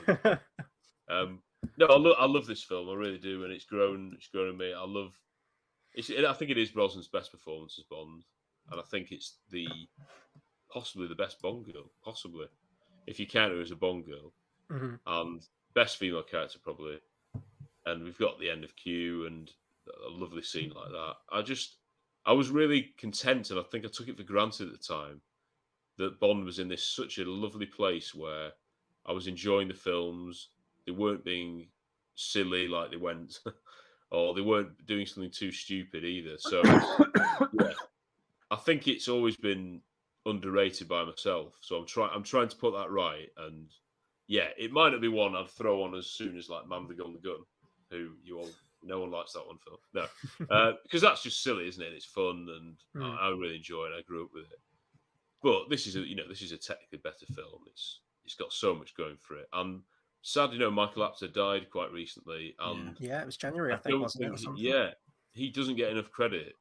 I don't want to keep comparing it to Skyfall, but Sam Mendes did a good job on that film. But Michael Apted was the similar getting someone who's a bit more of a character director. He's not an action director. No, Sam Mendes isn't, of course. But because you've got all the Bond crew who can do all that, they can do all the stunts. Get someone in who's good at this because this film needs it. And I think he was a really, really good choice. And he's directed a brilliant Bond film, I think. Well, that'll do it for our review on The World Is Not Enough. But we want to hear from you guys now. And actually, I think in the run-up, we talked about that whether people are watching them sort of in tandem with us or just in the lead up to No Time to Die. We've been seeing whispers that I think a lot of people view this one as like that underrated classic, so it'd be very interesting. We are pre-recording this thing, so it'll be interesting to see you guys' comments when this is put up on Tuesday. But let us know what you think of the film. Is it one of your favorites? Do you think it's underrated? Do you have problems with it? Anything regarding this film, please do let us know, or any of the Bond films, really. Love talking Bond with you all, and this is just great, doing these in the run-up. And next week, we finish another era. Another Bond era is finished. The weeks are just flying by. It's absolutely mad. We've got Die Another Day. That's going to be Tuesday, the 31st of August. All roads have led to this moment. We like to think it leads to No Time to Die, but George, me and it's to this film, isn't it? It'll be the last one that I haven't seen. I can't wait for that film. Knowing some of the stuff that happens in it, not even everything. I can't wait for that film. And like George, I'm sure you're just ready to talk about that one. It is my moment when Chris has the music theme section every week. It is my turn to go all out with Sigmund Freud analyze this Die Another Day by Madonna. So get your listening done, get your research in, watch the music video. There's going to be a hell of a discussion next week, and we're delighted to be joined by Tom and Brendan from Bond A to Z podcast. We've got them back on again. This has been in the build-up for a very long time, and they're on D in their podcast at the moment. So I think it might coincide with either Diamonds Are Forever or Die Another Day. Either way, they're going to have a terrible time on one of those two outings. So I'm very excited to get them back on. And as always, guys, I want to thank you for coming on today. This is the one we wanted people on for, and it's been really good fun. It's been really interesting to think. I had a lot of sort of question marks heading into this, that has my nostalgia took a hold of the reality of the situation, but definitely not. You guys are helping me edge back in. So I'm going to pass over to you guys. For the people at home, oh no, okay, I've accidentally deleted the social media tag. That's going to come up afterwards. Where can people find you? That's terrible. I've just said that. Where can we find you on social media? We've got stuff in the description, but if you want to let them know what's coming up on the channel, a certain Q&A as well. We're the 007 pod. Obviously, that's our own podcast. We have actually done a massive World Is Not Enough review. I think it came out maybe just before Christmas. So that one's still there to listen to. And yeah, that was quite funny. Rob was having a good time doing impressions of Pierce Brosnan, so probably worth it just for that. But yeah, we've got plenty of new episodes out all the time. We've just had our Casino Royale episode. But the next thing we're doing is we're going to do a first ever live stream. And that's going to go out on Friday, the 17th of September at 8 p.m. British time. And we've already, got quite a few people on board. And it's a bit of an experiment. We've no idea really what's going to happen. But it'll just be people talking Bond and hopefully having a lot of fun. And it should be something quite interesting. So we will, near the time, send out Zoom details. So all you need to do is go on the Twitter, go on the Instagram, the Facebook, our website, and it will be there, Really 007 Pod. Just search that, and we will give you details of how to get involved with that. And, of course, it's got all our other episodes on as well. That's awesome. I'm really looking forward to that Q&A and also the Casino Royale review as well, which I'm waiting until I've watched it. I think, me and you, George, were similar. We wait until we've talked about them because we don't want to use anything, but I'm ready. How many parts is that one? How many? Six. Just the six. Just casual 6. Yeah. It's fine. Casino Royale saga. Now. Yeah. But I can't wait to get to that one. That's going to be really, really funny. But yeah, I think that'll do it for us then. A nice tidy 2 hours 40 on this one. So hopefully you guys have made it to the end of this one. Hopefully you've been commenting along. And yeah, we'll see you on the next one. We've got plenty of other stuff coming out too. It's not just Bond, but if you are here for just Bond, Die Another Day next week. And it's going to be great. See you guys.